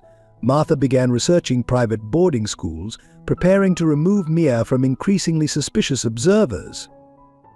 Richard explored legal options for claiming abandonment, aiming to sever Ashley's rights permanently. Their campaign against Sarah intensified as they recognized the threat her observations posed. They filed formal complaints about her presence, citing safety concerns and property values. Martha's neighborhood watch group began photographing any interaction between Sarah and Mia, building a file of suspicious behavior.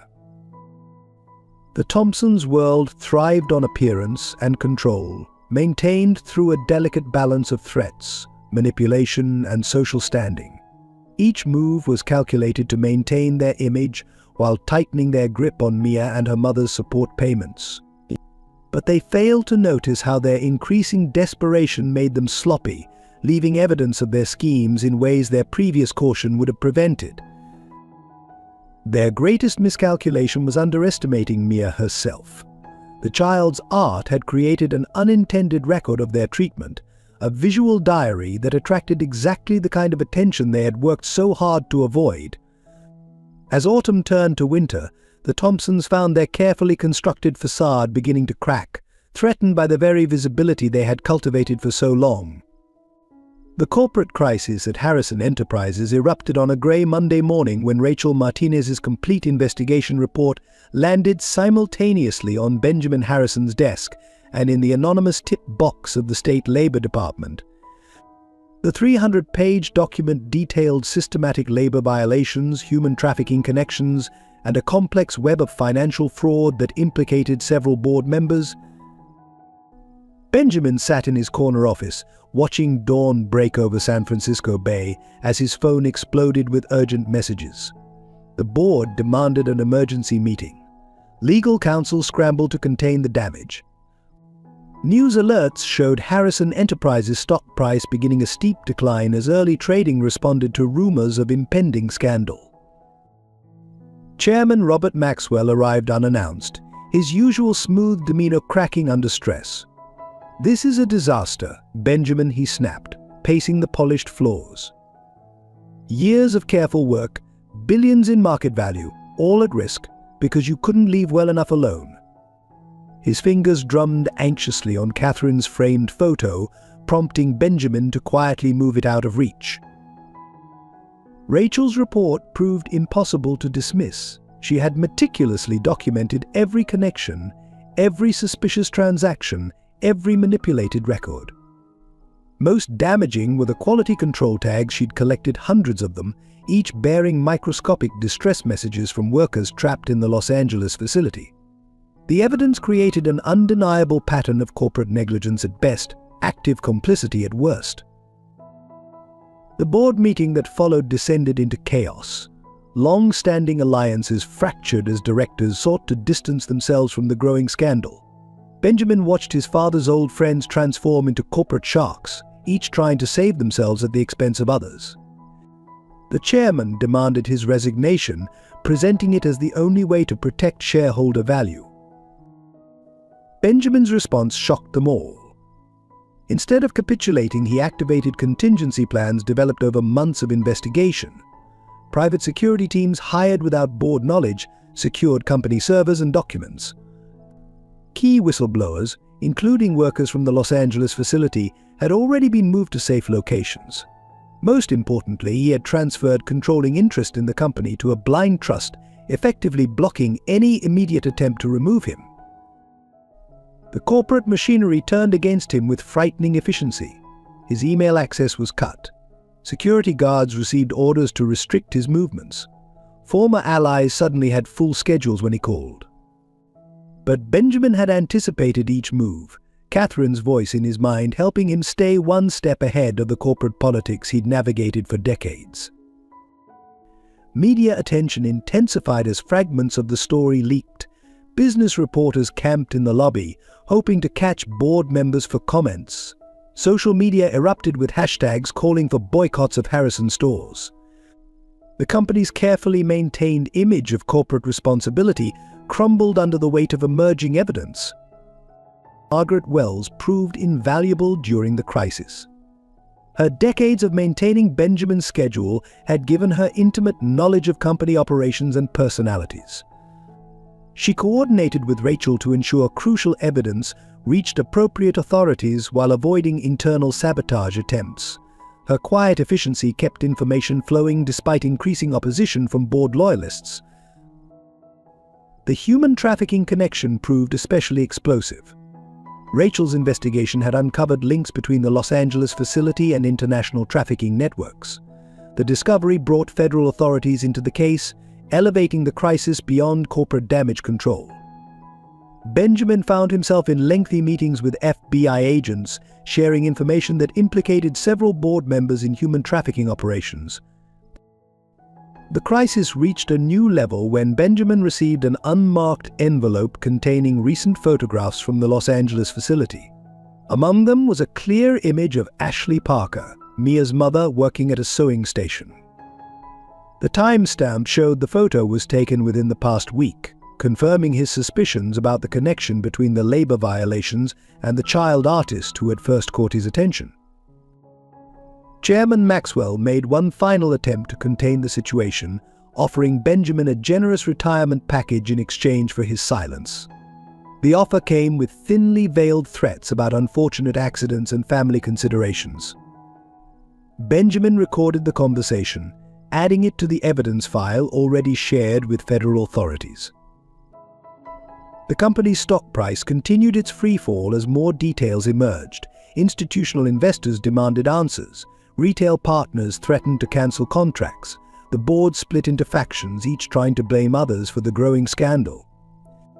Benjamin watched decades of corporate empire building unravel, feeling a strange sense of peace despite the chaos.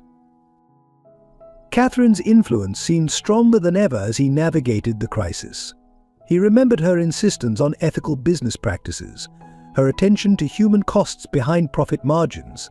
The empire they'd built together had strayed far from those principles after her death. Now, facing its possible destruction, Benjamin felt closer to her than he had in years.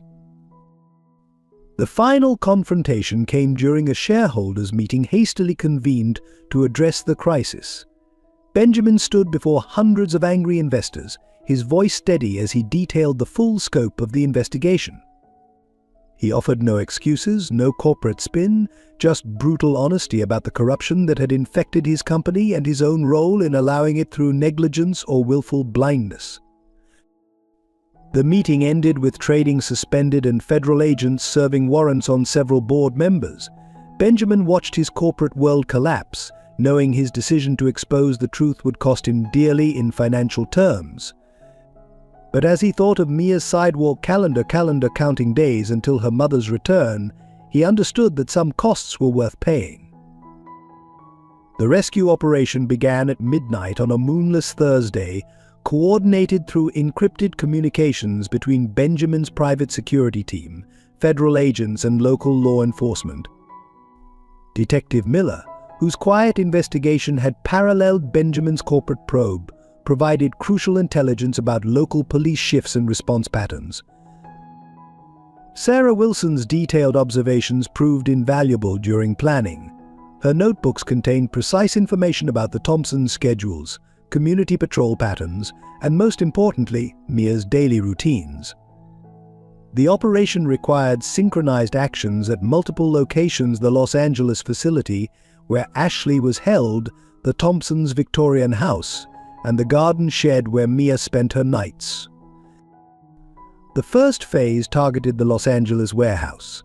FBI tactical teams, armed with blueprints obtained through Rachel's investigation, approached from multiple angles.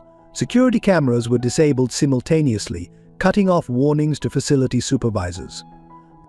The timing coincided with shift changes when attention typically focused on worker headcounts rather than external threats. Inside the warehouse, Ashley and other workers heard only muffled thuds as entry teams breached secondary doors. Years of enforced silence had taught them to work through any disturbance, their sewing machines maintaining steady rhythms even as rescue approached. The first indication of change came when emergency lights flooded the production floor, followed by authoritative voices announcing liberation. Simultaneously, local police surrounded the Thompsons' house. Detective Miller personally supervised this phase, knowing the couple's connections might trigger last-minute interference. Martha and Richard Thompson were arrested quietly, their protests about misunderstandings fading as evidence folders appeared. Their carefully maintained social facade crumbled under the weight of documented exploitation. Benjamin coordinated operations from a mobile command center, watching live feeds from both locations. His corporate expertise helped anticipate and counter last-minute attempts by board members to obstruct justice. Private security teams protected key witnesses while federal agents secured documents linking the warehouse operation to Harrison Enterprises' compromised board members. The most delicate phase involved Mia. Child welfare specialists, briefed by Sarah's detailed reports, approached the garden shed carefully. They found the child awake, as if she had sensed the night's significance. Her few possessions were already packed, including her precious chalk collection and the worn photograph of her mother. Sarah's presence nearby provided crucial reassurance during these tense moments. Ashley's reunion with Mia was orchestrated with careful attention to trauma-informed practices. Medical teams had evaluated and cleared both mother and child, ensuring their physical health before the emotional impact of reunion. The meeting occurred in a secure location, witnessed by counselors prepared to support both through the initial shock and joy of reconnection. The operation revealed darker aspects of the Thompson scheme. Their basement yielded files documenting other exploited families, evidence of widespread blackmail and manipulation. Each discovery added charges to their growing list of criminal complaints, while providing leads for additional rescue operations across multiple states. Media attention exploded as the story broke. National news crews descended on Cedar Street, trying to piece together how a child's sidewalk art had helped expose both corporate labor trafficking and sophisticated domestic exploitation. Benjamin's role transformed from disgraced CEO to key whistleblower in the public narrative, though he deflected attention to the true heroes Sarah, Detective Miller, and the victims who had risked everything to leave messages on quality control tags. Sarah's expertise proved crucial during post-rescue support. Her background in childhood trauma and education helped create transition plans for Mia and other affected children. Her detailed documentation provided foundations for criminal prosecutions while identifying necessary support services for survivors. The academic precision she had maintained, even while homeless, became a valuable asset in recovery planning. The rescue operation's success sparked wider investigations into similar schemes nationwide. Other corporations began internal audits of their supply chains, fearing similar exposures. Social services departments reviewed their monitoring procedures, acknowledging how the Thompsons had exploited systemic weaknesses. The ripple effects promised lasting changes in both corporate and social welfare practices. Community responses ranged from shock to soul-searching. Cedar Street residents who had supported the Thompsons' Community Standards campaign faced uncomfortable realizations about their own biases. Those who had shown kindness, Mr. Chen, Mrs. Rodriguez, and others, found their simple acts of humanity highlighted as examples of moral courage in national news coverage. The operation's final phase involved securing evidence for prosecution while ensuring survivor support. Benjamin devoted substantial resources to funding recovery services, establishing secure housing and counseling programs for rescued workers and their families. His corporate expertise, once used to maximize profits, now served to create sustainable support systems for trafficking survivors. As dawn broke over San Francisco, the operation's full scope became clear. Dozens of workers freed, multiple trafficking networks exposed, corrupt corporate leaders arrested, and most importantly, a mother and daughter reunited after months of enforced separation. The night's events had transformed live feeds from law enforcement operations into raw material for future case studies in corporate accountability and community responsibility. The legal battles erupted across multiple jurisdictions as dawn broke over the rescued workers. Federal prosecutors filed human trafficking charges against board members of Harrison Enterprises, while state authorities pursued the Thompsons for child exploitation and fraud. The cases quickly became complex webs of corporate law, human rights violations, and criminal conspiracy. Corporate prosecution focused first on Chairman Robert Maxwell and his inner circle. Evidence from Rachel's investigation revealed their direct knowledge of labor violations and active participation in covering up worker abuse. Their emails, carefully recovered from deleted servers, showed calculated decisions to prioritize profit over human welfare. The prosecution's case strengthened as more whistleblowers came forward, encouraged by Benjamin's public stance. The Thompsons' legal defense crumbled under the weight of their own meticulous documentation. Their basement files, intended to protect them through blackmail, instead provided prosecutors with detailed evidence of systematic exploitation. Martha's carefully maintained diary, meant to justify their treatment of Mia, revealed patterns of calculated abuse. Richard's financial records traced every misappropriated payment from vulnerable families.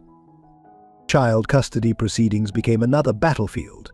The Thompsons' legal team attempted to maintain their guardianship claims over Mia, arguing that stability in her current placement served her best interests. Sarah's detailed observations proved crucial here, her professional background adding weight to documentation of neglect and psychological manipulation. Her notebooks, filled with dated entries and behavioral analysis, provided the court with compelling evidence of the Thompsons' unfitness as guardians. Ashley's testimony before the grand jury moved even seasoned prosecutors.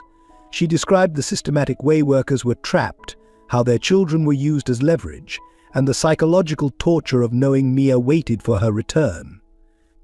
Her detailed account of attempting to send messages through quality control tags demonstrated both the workers' desperation and their remarkable resilience.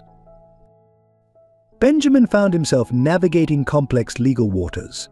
His role as both whistleblower and CEO created unique challenges as prosecutors built cases against his board members.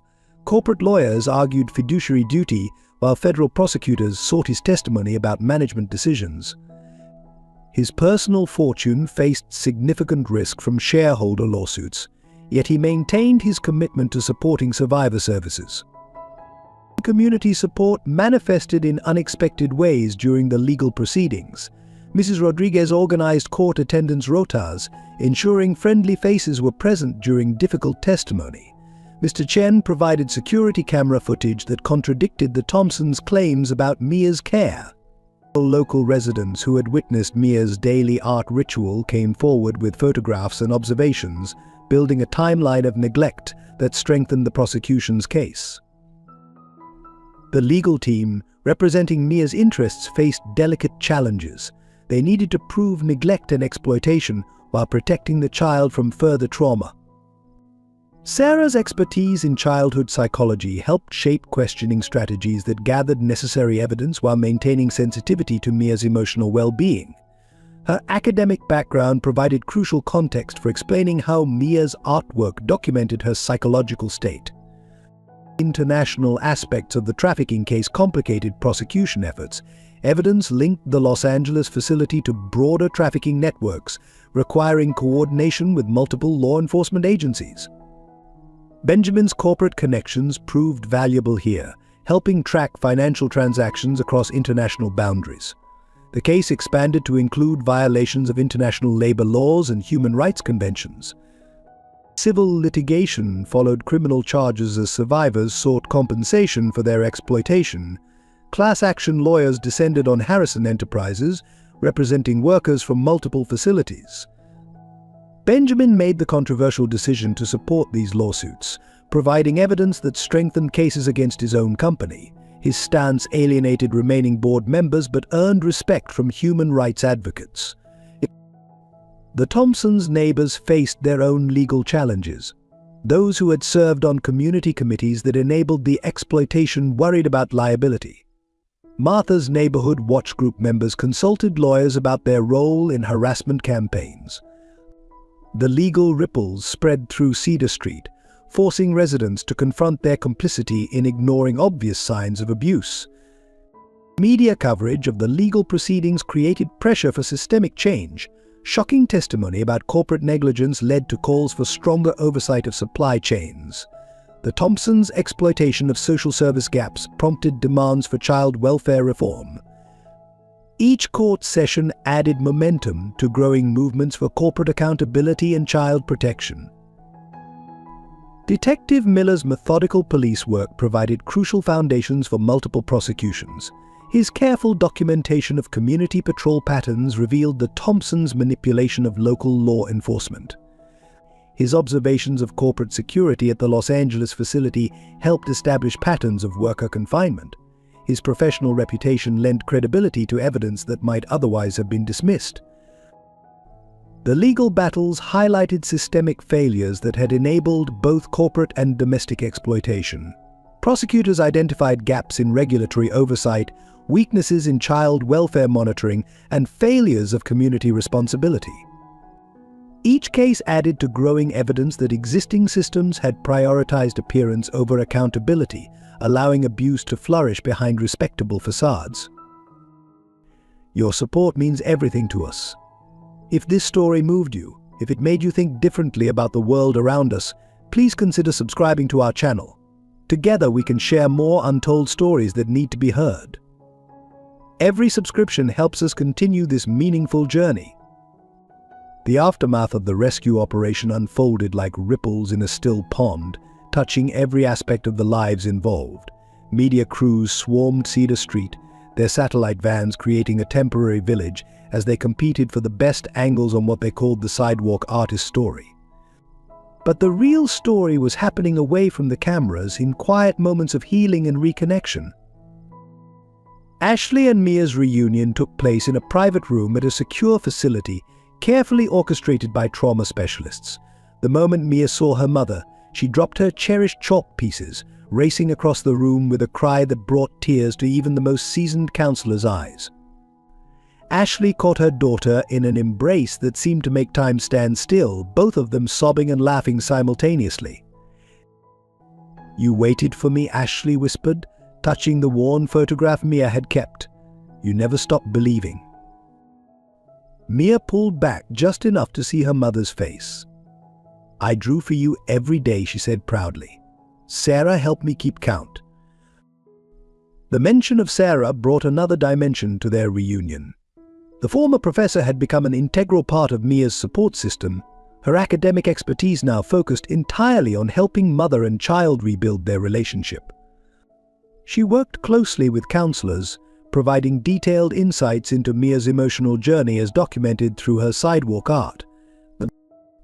Benjamin Harrison's role transformed from corporate titan to advocate for survivor support. His press conference announcing the establishment of a survivor assistance fund drew international attention. "We cannot undo the past," he stated, Catherine's photo visible on his desk, "but we can ensure the future holds more hope than horror." The rescued workers from the Los Angeles facility faced their own challenges in recovery. Many, like Ashley, reunited with families they hadn't seen in months. Others required extensive support to overcome trauma and rebuild their lives. Benjamin's resources and Sarah's expertise combined to create comprehensive support programs addressing everything from housing to job training. Cedar Street itself underwent a profound transformation. The sidewalk where Mia had drawn became an impromptu memorial, with visitors leaving chalk pieces and messages of support. Mrs. Rodriguez's bakery and Mr. Chen's store turned into unofficial community centers where people gathered to process the events and examine their own roles in what had transpired. The media coverage brought unexpected consequences. While some reporters sensationalized the story, others dug deeper, examining systemic failures that had allowed both corporate and domestic exploitation to flourish. Mia's chalk calendar became a powerful symbol, featured in documentaries about child welfare reform and corporate accountability. Detective Miller's quiet dedication received recognition as the full scope of his investigation became public. His methodical gathering of evidence, supported by Sarah's detailed documentation, had provided crucial foundations for multiple prosecutions. The police department faced both praise for his work and criticism for not acting sooner on community concerns. Harrison Enterprises underwent radical restructuring. Benjamin's decision to prioritize ethics over profits initially shocked shareholders, but as public support grew, the company's new direction gained unexpected backing. The board's criminal elements removed, the corporation began implementing transparency measures and ethical supply chain practices that set new industry standards. Sarah's role evolved from homeless observer to respected advocate. Her academic credentials, once stripped away by scandal, found new validation in her detailed documentation of Mia's case. Organizations working with traumatized children sought her expertise, recognizing the value of her unique combination of professional knowledge and personal experience. The Thompsons' Victorian house, seized as evidence, stood empty as authorities discovered more victims of their exploitation scheme. Each new revelation added to the community's collective guilt about ignoring warning signs. The neighborhood association, once focused on property values, began discussing ways to create genuine support systems for vulnerable residents. Recovery specialists worked with Mia to transition her art from a coping mechanism to a form of expression. Her sidewalk calendar, photographed and preserved by caring neighbors, became part of an exhibition about childhood resilience. Each X-mark told a story of hope that refused to die, of love that persisted despite seemingly insurmountable obstacles. As autumn turned to winter, Cedar Street's transformation continued. The community that had turned a blind eye to suffering now actively sought ways to prevent future exploitation. Benjamin's foundation funded programs to support vulnerable families, while Sarah's insights helped shape new approaches to identifying and preventing abuse. The most profound changes occurred in quiet moments, Ashley helping Mia create art on proper paper instead of sidewalks, Sarah sharing her academic knowledge to support other traumatized children. Benjamin discovering that losing his empire had given him something more valuable, a chance to honor Catherine's memory by truly helping others. Personal healing began in small moments, away from media attention and public scrutiny. Mia and Ashley moved into a comfortable apartment provided by Benjamin's foundation, its walls soon covered with proper art supplies and colorful drawings. The sidewalk calendar transformed into a different kind of counting, marking days of reunion rather than separation. Ashley's recovery proved more complex. Nightmares of the warehouse haunted her sleep, while everyday sounds, sewing machines, delivery trucks, even the hum of fluorescent lights could trigger panic attacks. But she found strength in Mia's resilience, in her daughter's ability to transform trauma into art. Together, they attended therapy sessions where drawing became their shared language of healing. Sarah's redemption unfolded unexpectedly. Her detailed documentation of Mia's case led to academic interest in her unique approach to trauma observation. Universities that had once shunned her now invited her to speak about child psychology and community intervention. Her experience of homelessness added powerful authenticity to her professional insights, creating a new model for trauma-informed care. The mother-daughter bond between Mia and Ashley strengthened through shared healing activities. Ashley learned to participate in Mia's art, their drawings evolving from simple house pictures to complex stories of survival and hope. The handmade doll Ashley had crafted in the warehouse became a symbol of their endurance, displayed prominently in their new home alongside Mia's preserved chalk drawings. Benjamin's personal transformation surprised even him. The loss of his corporate power brought unexpected freedom, allowing him to focus on what truly mattered. He found himself spending evenings with survivors' families, learning their stories, understanding the human cost of corporate negligence. Catherine's influence seemed stronger than ever as he rebuilt his life around service rather than profit. Sarah's relationship with Mia evolved as both child and former professor adapted to new circumstances. Their chalk-sharing ritual transformed into regular art therapy sessions, where Sarah's academic knowledge merged with deep emotional understanding. She helped Mia process her experiences through color and form, documenting the child's healing journey with the same precision she had once applied to her trauma. The psychological impact of rescue and reunion manifested differently for each survivor. Ashley joined support groups with other warehouse workers, their shared experiences creating bonds of understanding that transcended language barriers. Mia's art therapy sessions became a model for helping other children process similar traumas, her journey inspiring new approaches to healing.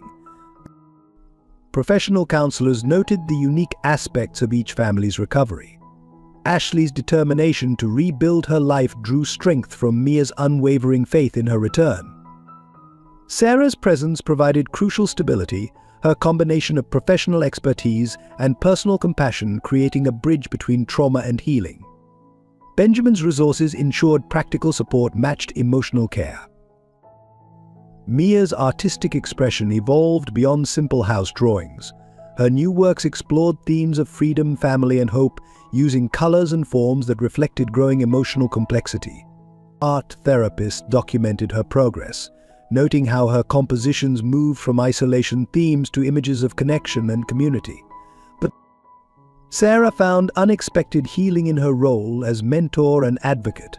Her academic redemption allowed her to reclaim her professional identity while maintaining the deep empathy born from her years of homelessness.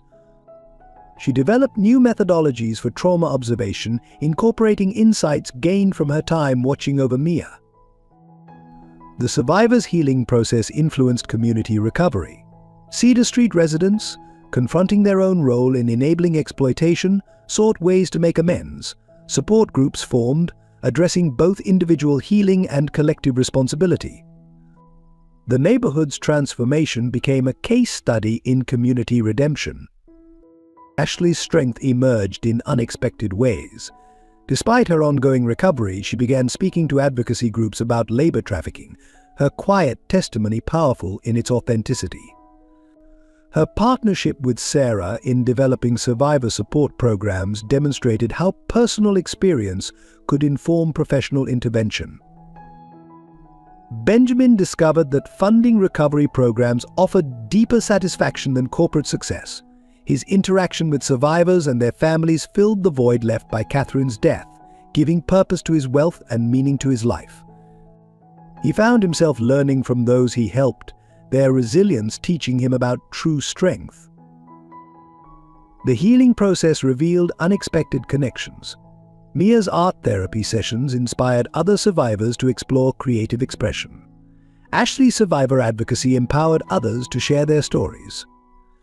Sarah's academic rehabilitation opened doors for innovative trauma recovery approaches. Each individual's journey contributed to a larger tapestry of healing and hope. As winter approached, the signs of recovery multiplied. Mia's nightmares decreased, replaced by dreams of future possibilities. Ashley's panic attacks became less frequent as she built a new life with her daughter. Sarah's expertise gained recognition in academic circles, validating her years of careful observation. Benjamin found peace in using his resources to support genuine transformation rather than corporate profits. Community reconciliation began in the heart of Cedar Street, where Mia's chalk drawings had once documented isolation and hope. The neighborhood association, under new leadership, transformed its focus from property values to community welfare. Former critics of Sarah's presence now sought her expertise in identifying vulnerable residents and creating support systems. Mrs. Rodriguez's bakery became a symbol of community redemption. The space that had once secretly provided food to Mia now openly hosted support group meetings. Her display cases featured photographs of the neighborhood's transformation, including preserved images of Mia's sidewalk art. The aroma of fresh bread mixed with conversations about healing and responsibility. Mr. Chen's convenience store evolved into an informal community center. The security cameras that had documented the Thompsons' neglect now watched over a space where residents gathered to discuss positive changes. His quiet kindness during Mia's ordeal inspired others to create a neighborhood watch program focused on protection rather than persecution. The church across the street underwent its own reformation. The sprinkler system installed to deter homeless individuals was removed, replaced by a welcome center offering resources and support. Sunday sermons addressed themes of collective responsibility and redemption, while practical programs provided assistance to vulnerable community members. Detective Miller's increased presence took on new meaning. His patrol car, once viewed with suspicion by some residents, became a symbol of community protection. He worked closely with neighborhood groups to develop early warning systems for identifying exploitation, while building bridges between law enforcement and vulnerable populations. Local businesses that had once aligned with the Thompsons' vision of community standards now participated in support programs for survivors. Store windows displayed information about trafficking awareness and child welfare resources. The Business Council, under new leadership, prioritized ethical practices and community support over profit margins. The sidewalk where Mia had drawn became a gathering place for healing. Residents organized art therapy sessions for neighborhood children, using creativity to build connections across social barriers. Sarah's expertise guided these activities, helping transform a space of loneliness into one of community expression. Community education programs emerged from the crisis. Workshops on recognizing signs of exploitation and trafficking drew unexpected attendance. Residents who had ignored warning signs now learned to identify and report concerns. The neighborhood's painful experience became a foundation for preventing future abuse. The Victorian houses along Cedar Street shed their role as facades for respectability. Homeowners who had once prioritized property values now opened their spaces for survivor support programs. Gardens that had hidden Mia's shed became community spaces where children could safely play and create. Mrs. Rodriguez and Mr. Chen received formal recognition for their quiet resistance to the Thompsons' influence. Their small acts of kindness, maintained despite pressure and threats, became examples of moral courage in community education programs. Their businesses thrived as residents deliberately supported those who had shown compassion during the crisis. The media's continued interest served unexpected purposes. Documentary crews capturing the neighborhood's transformation helped residents process their roles in both the crisis and recovery. Public attention kept pressure on institutions to maintain reforms while highlighting positive changes in community response to vulnerability. New residents moving into Cedar Street found a community transformed by its experience. The neighborhood's history became part of orientation packages, not as a source of shame but as a lesson in collective responsibility. Long-term residents shared their insights about recognizing and preventing exploitation, creating a culture of awareness and support. Former members of Martha Thompson's Neighborhood Watch Group redirected their energy toward positive change. Their organizational skills, once used for surveillance and control, now supported community outreach programs. Their understanding of local dynamics helped identify and address new challenges before they became crises. The physical space of Cedar Street reflected its spiritual transformation. Gardens once designed to impress now grew vegetables for community kitchens. Porches that had displayed wealth became gathering spaces for support groups. The neighborhood's architectural beauty gained deeper meaning through its commitment to genuine community welfare. Sarah's continuing presence served as both reminder and inspiration. Her transition from scorned homeless observer to respected community advisor demonstrated the possibility of redemption and growth. Her academic expertise, combined with lived experience, helped guide the neighborhood's development of sustainable support systems. As winter approached, Cedar Street's transformation manifested in countless small ways. Children played freely where once they had been hurried past with warnings about stranger danger. Elderly residents found support from neighbors who had previously ignored their needs. The community's response to its failures became a model for others facing similar challenges. The neighborhood's reconciliation emerged most clearly in quiet moments, residents greeting Sarah with respect rather than fear, children creating art in safe spaces, newcomers finding welcome rather than suspicion. Cedar Street's painful past evolved into determination to protect all its members, transforming a crisis of conscience into a commitment to genuine community. New beginnings blossomed from the ashes of scandal and exploitation.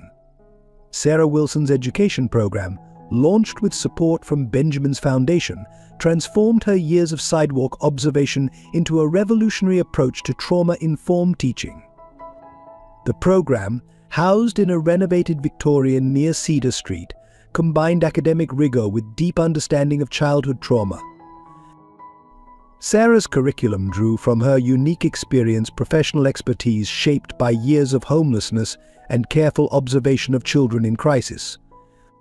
Her classroom walls displayed preserved photographs of Mia's chalk calendar, teaching future educators about the subtle signs of trauma in children's art.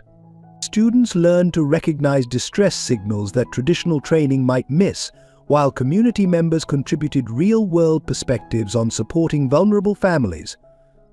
Ashley Parker's recovery became intertwined with the program's development. Initially joining as a guest speaker, she discovered a talent for connecting with other survivors. Her quiet strength resonated with students learning about trauma response, while her insights helped shape practical intervention strategies. The handmade doll she'd created in captivity became a powerful teaching tool, demonstrating how creativity could survive in the darkest circumstances.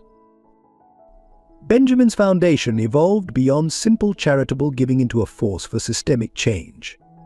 Drawing on his business experience, he created sustainable funding models for social support programs.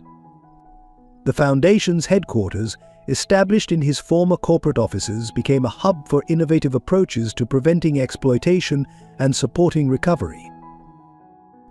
The integration of academic expertise with lived experience created unprecedented learning opportunities. Sarah's students witnessed firsthand how theoretical knowledge could be applied to real community needs. Ashley's survivor perspective added depth to traditional teaching methods, while Benjamin's business acumen ensured programs remained financially viable. Professional educators, initially skeptical of Sarah's unconventional methods, couldn't argue with the results. Her graduates demonstrated exceptional ability to identify and support traumatized children. The program's success attracted attention from universities nationwide, leading to partnerships that expanded its reach while maintaining its essential connection to community experience. The Foundation's approach to education extended beyond traditional boundaries. Evening classes welcomed community members seeking to understand trauma and recovery. Weekend workshops brought together professionals, survivors, and residents to share insights and develop new support strategies.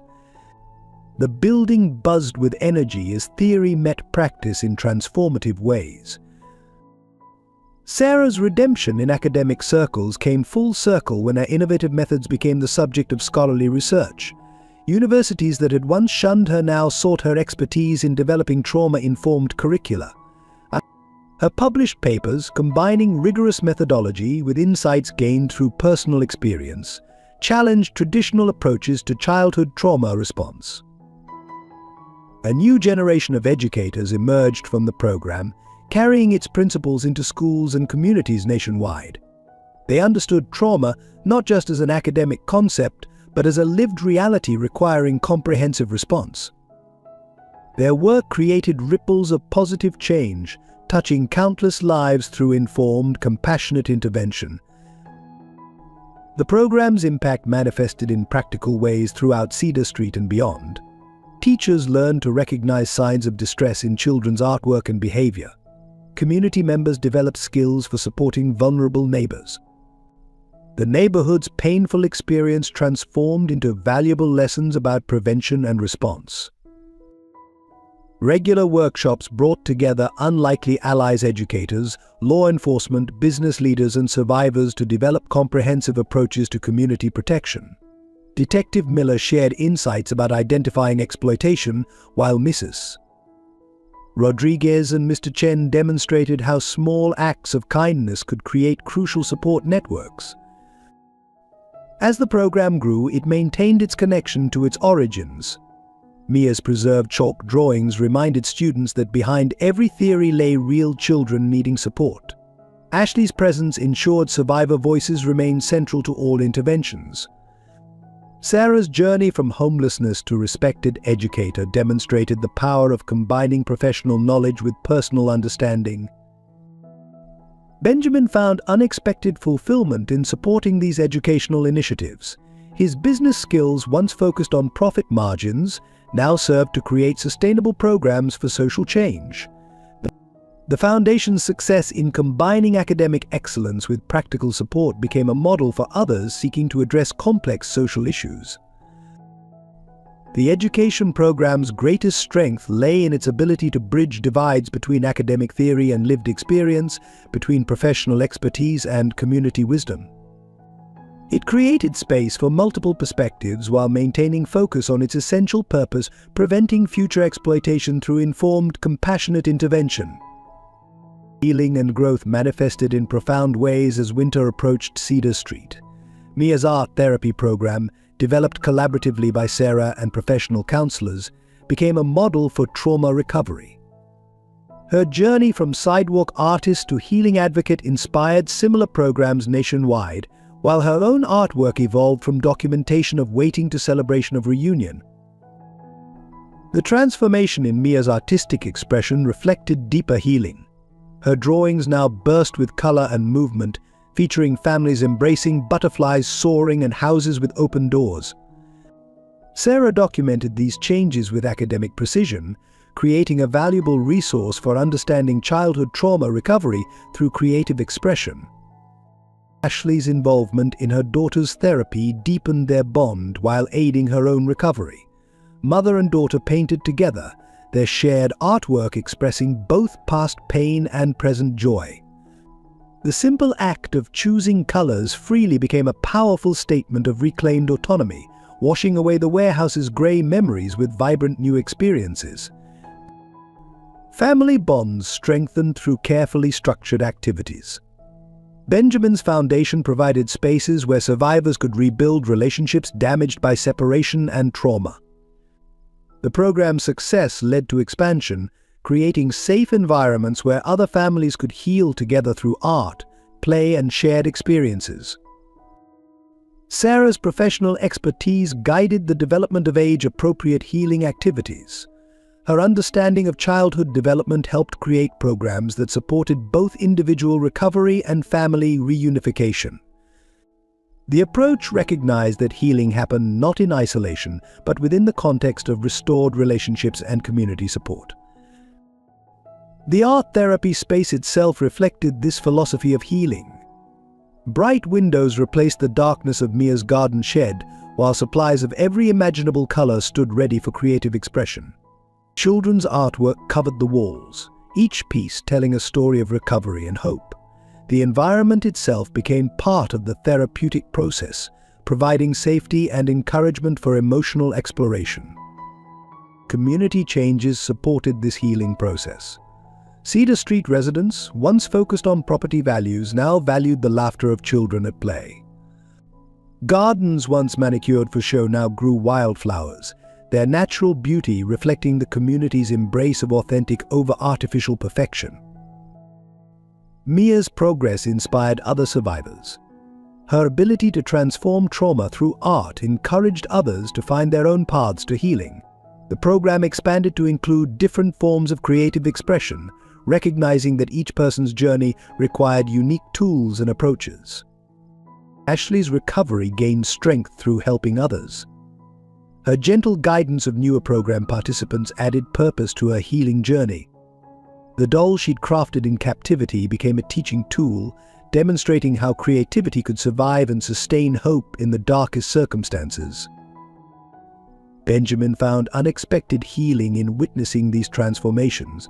His grief for Catherine melded with newfound purpose as he watched families rebuild lives his company had once threatened. The Foundation's work became a fitting tribute to her memory, turning corporate resources toward genuine human needs. The ripple effects of healing touched every corner of Cedar Street. Mrs. Rodriguez's bakery hosted art displays celebrating survivor creativity. Mr. Chen's store became a gathering place where children felt safe to share their stories through drawing. The neighborhood itself became part of the healing process, its transformation reflecting and supporting individual recovery. Sarah's documentation of these changes added to growing research on community-based trauma recovery. Her academic papers now included insights gained from observing real healing in action. The work attracted attention from mental health professionals nationwide, leading to broader implementation of art-based therapy programs. As the program evolved, it maintained focus on individual needs within collective healing. Each participant's journey received careful attention, while community connections provided crucial support networks. The approach recognized that sustainable recovery required both personal growth and social reintegration. The most profound changes appeared in quiet moments, Mia spontaneously hugging her mother, Ashley laughing freely, Sarah sharing professional insights without fear of judgment. These small victories, multiplied across many lives, created a tapestry of healing that transformed personal trauma into collective growth. Lasting impact emerged through systematic changes that reached far beyond Cedar Street. Policy reforms, sparked by the case's publicity, strengthened oversight of corporate supply chains and enhanced protections for vulnerable children. Benjamin's testimony before congressional committees helped shape new legislation requiring transparency in manufacturing operations and accountability for labor violations. Social awareness transformed from local concern to national movement. Media coverage of Mia's story and the subsequent investigations prompted communities nationwide to examine their own blind spots. Sarah's detailed documentation became a template for identifying signs of exploitation, while Ashley's experience informed new protocols for survivor support. The Harrison Foundation's influence extended through strategic initiatives. Benjamin redirected his business acumen toward creating sustainable support systems for trafficking survivors. His corporate connections, once used to maximize profits, now served to build networks of employment opportunities and rehabilitation services for those escaping exploitation. Educational institutions incorporated lessons from the case into their curricula. Sarah's methodology for observing and documenting child trauma became required reading in social work programs. Her combination of academic expertise and lived experience challenged traditional approaches to professional training, emphasizing the importance of practical wisdom alongside theoretical knowledge. Personal transformations rippled through the community. The Thompsons' former associates re-examined their own roles in enabling exploitation. Neighborhood watch groups nationwide revised their focus from property protection to community welfare. Local businesses developed new models for corporate responsibility that prioritized human dignity over profit margins. Law enforcement procedures evolved based on Detective Miller's experience. His methodical investigation became a case study in recognizing and responding to complex exploitation schemes. Police departments nationwide adopted new protocols for evaluating reports of child neglect and potential trafficking, emphasizing the importance of community connections and careful observation. The art therapy program's success inspired similar initiatives across the country. Mia's journey from sidewalk artist to trauma survivor advocate demonstrated the power of creative expression in healing. Treatment centers incorporated art-based approaches into their recovery programs, recognizing the unique ability of creativity to express and process trauma. Corporate accountability gained new meaning through Benjamin's example. His decision to prioritize ethics over profits, though initially costly, created a model for responsible business practices. Companies nationwide faced increased pressure to examine their supply chains and address labor violations, while investors began considering human rights records alongside financial returns. The impact on child welfare systems proved particularly significant. The Thompsons' ability to manipulate oversight procedures exposed critical weaknesses in existing protocols. New regulations required more thorough monitoring of guardian arrangements, while social workers received enhanced training in recognizing signs of exploitation. Community responses to homelessness shifted dramatically. Sarah's role in exposing the exploitation scheme challenged assumptions about homeless individuals' capabilities and worth.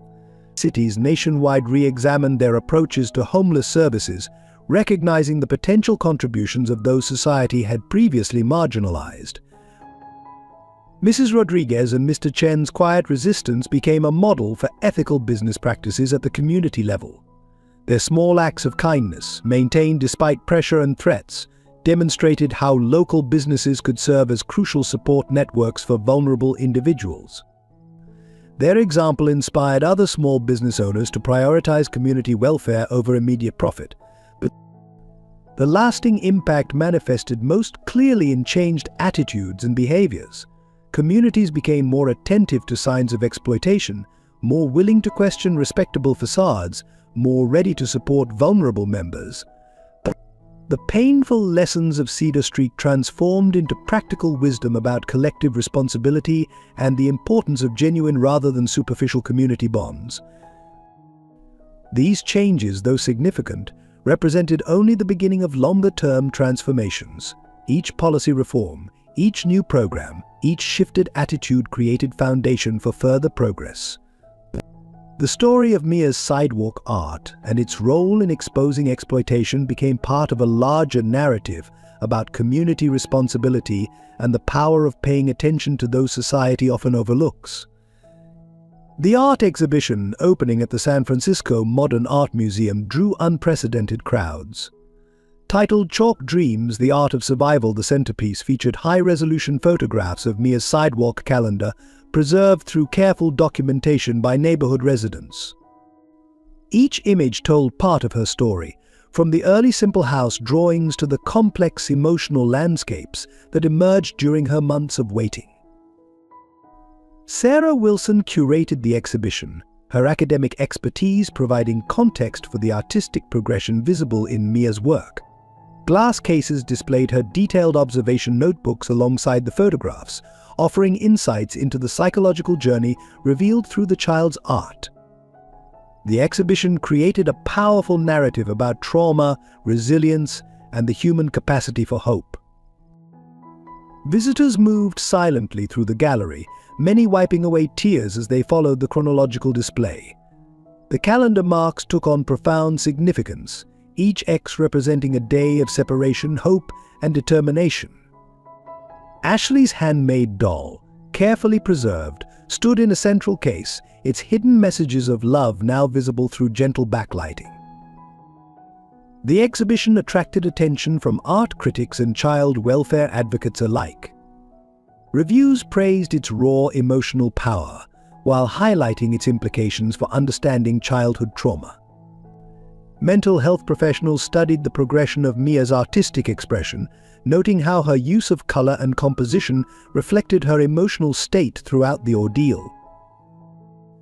Mrs. Rodriguez provided fresh pastries for the opening reception, while Mr. Chen helped organize community transportation to ensure Cedar Street residents could attend. The event became a celebration of not just artistic expression but community transformation.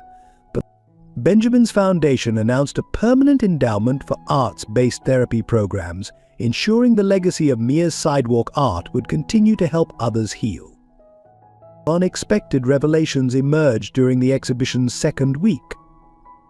A visitor viewing Sarah's documented observations recognized similarities to another case, a young girl in Seattle who had drawn elaborate hopscotch patterns encoding messages about abuse. The connection sparked renewed interest in using children's public art as a diagnostic tool for identifying trauma. More profound was the discovery in Sarah's old academic files, found while preparing exhibition materials. Among her daughter Emily's hospital drawings was a butterfly pattern identical to ones Mia had incorporated into her sidewalk art. The seemingly impossible connection suggested a universal language of childhood resilience, transcending time and circumstance. A letter from Emily, written days before her death but never delivered, surfaced among Sarah's preserved documents. "Mummy, it read, 'When I get better, can we help other kids draw their feelings?' The message seemed prophetic given Sarah's eventual role in Mia's story. The letter became part of the exhibition, its worn paper and childish handwriting offering powerful testimony to the cycles of loss and healing. Benjamin's research team uncovered more connections within Harrison Enterprises' archived records. Quality control tags from other facilities showed similar attempts at communication from trapped workers, suggesting Mia's story had parallels yet to be uncovered. These discoveries prompted expansion of the Foundation's investigation into labor exploitation. Detective Miller's review of cold cases revealed patterns connecting the Thompsons to other instances of guardian exploitation. Previous complaints, dismissed due to the couple's social standing, gained new significance. The findings led to reopening several cases, suggesting the full scope of their scheme remained to be discovered. Looking forward, the exhibition's impact promised to ripple through time. Mia, now attending regular school, began mentoring other children in art therapy sessions. Her gentle guidance of younger trauma survivors demonstrated how healing could transform victims into advocates, pain into purpose.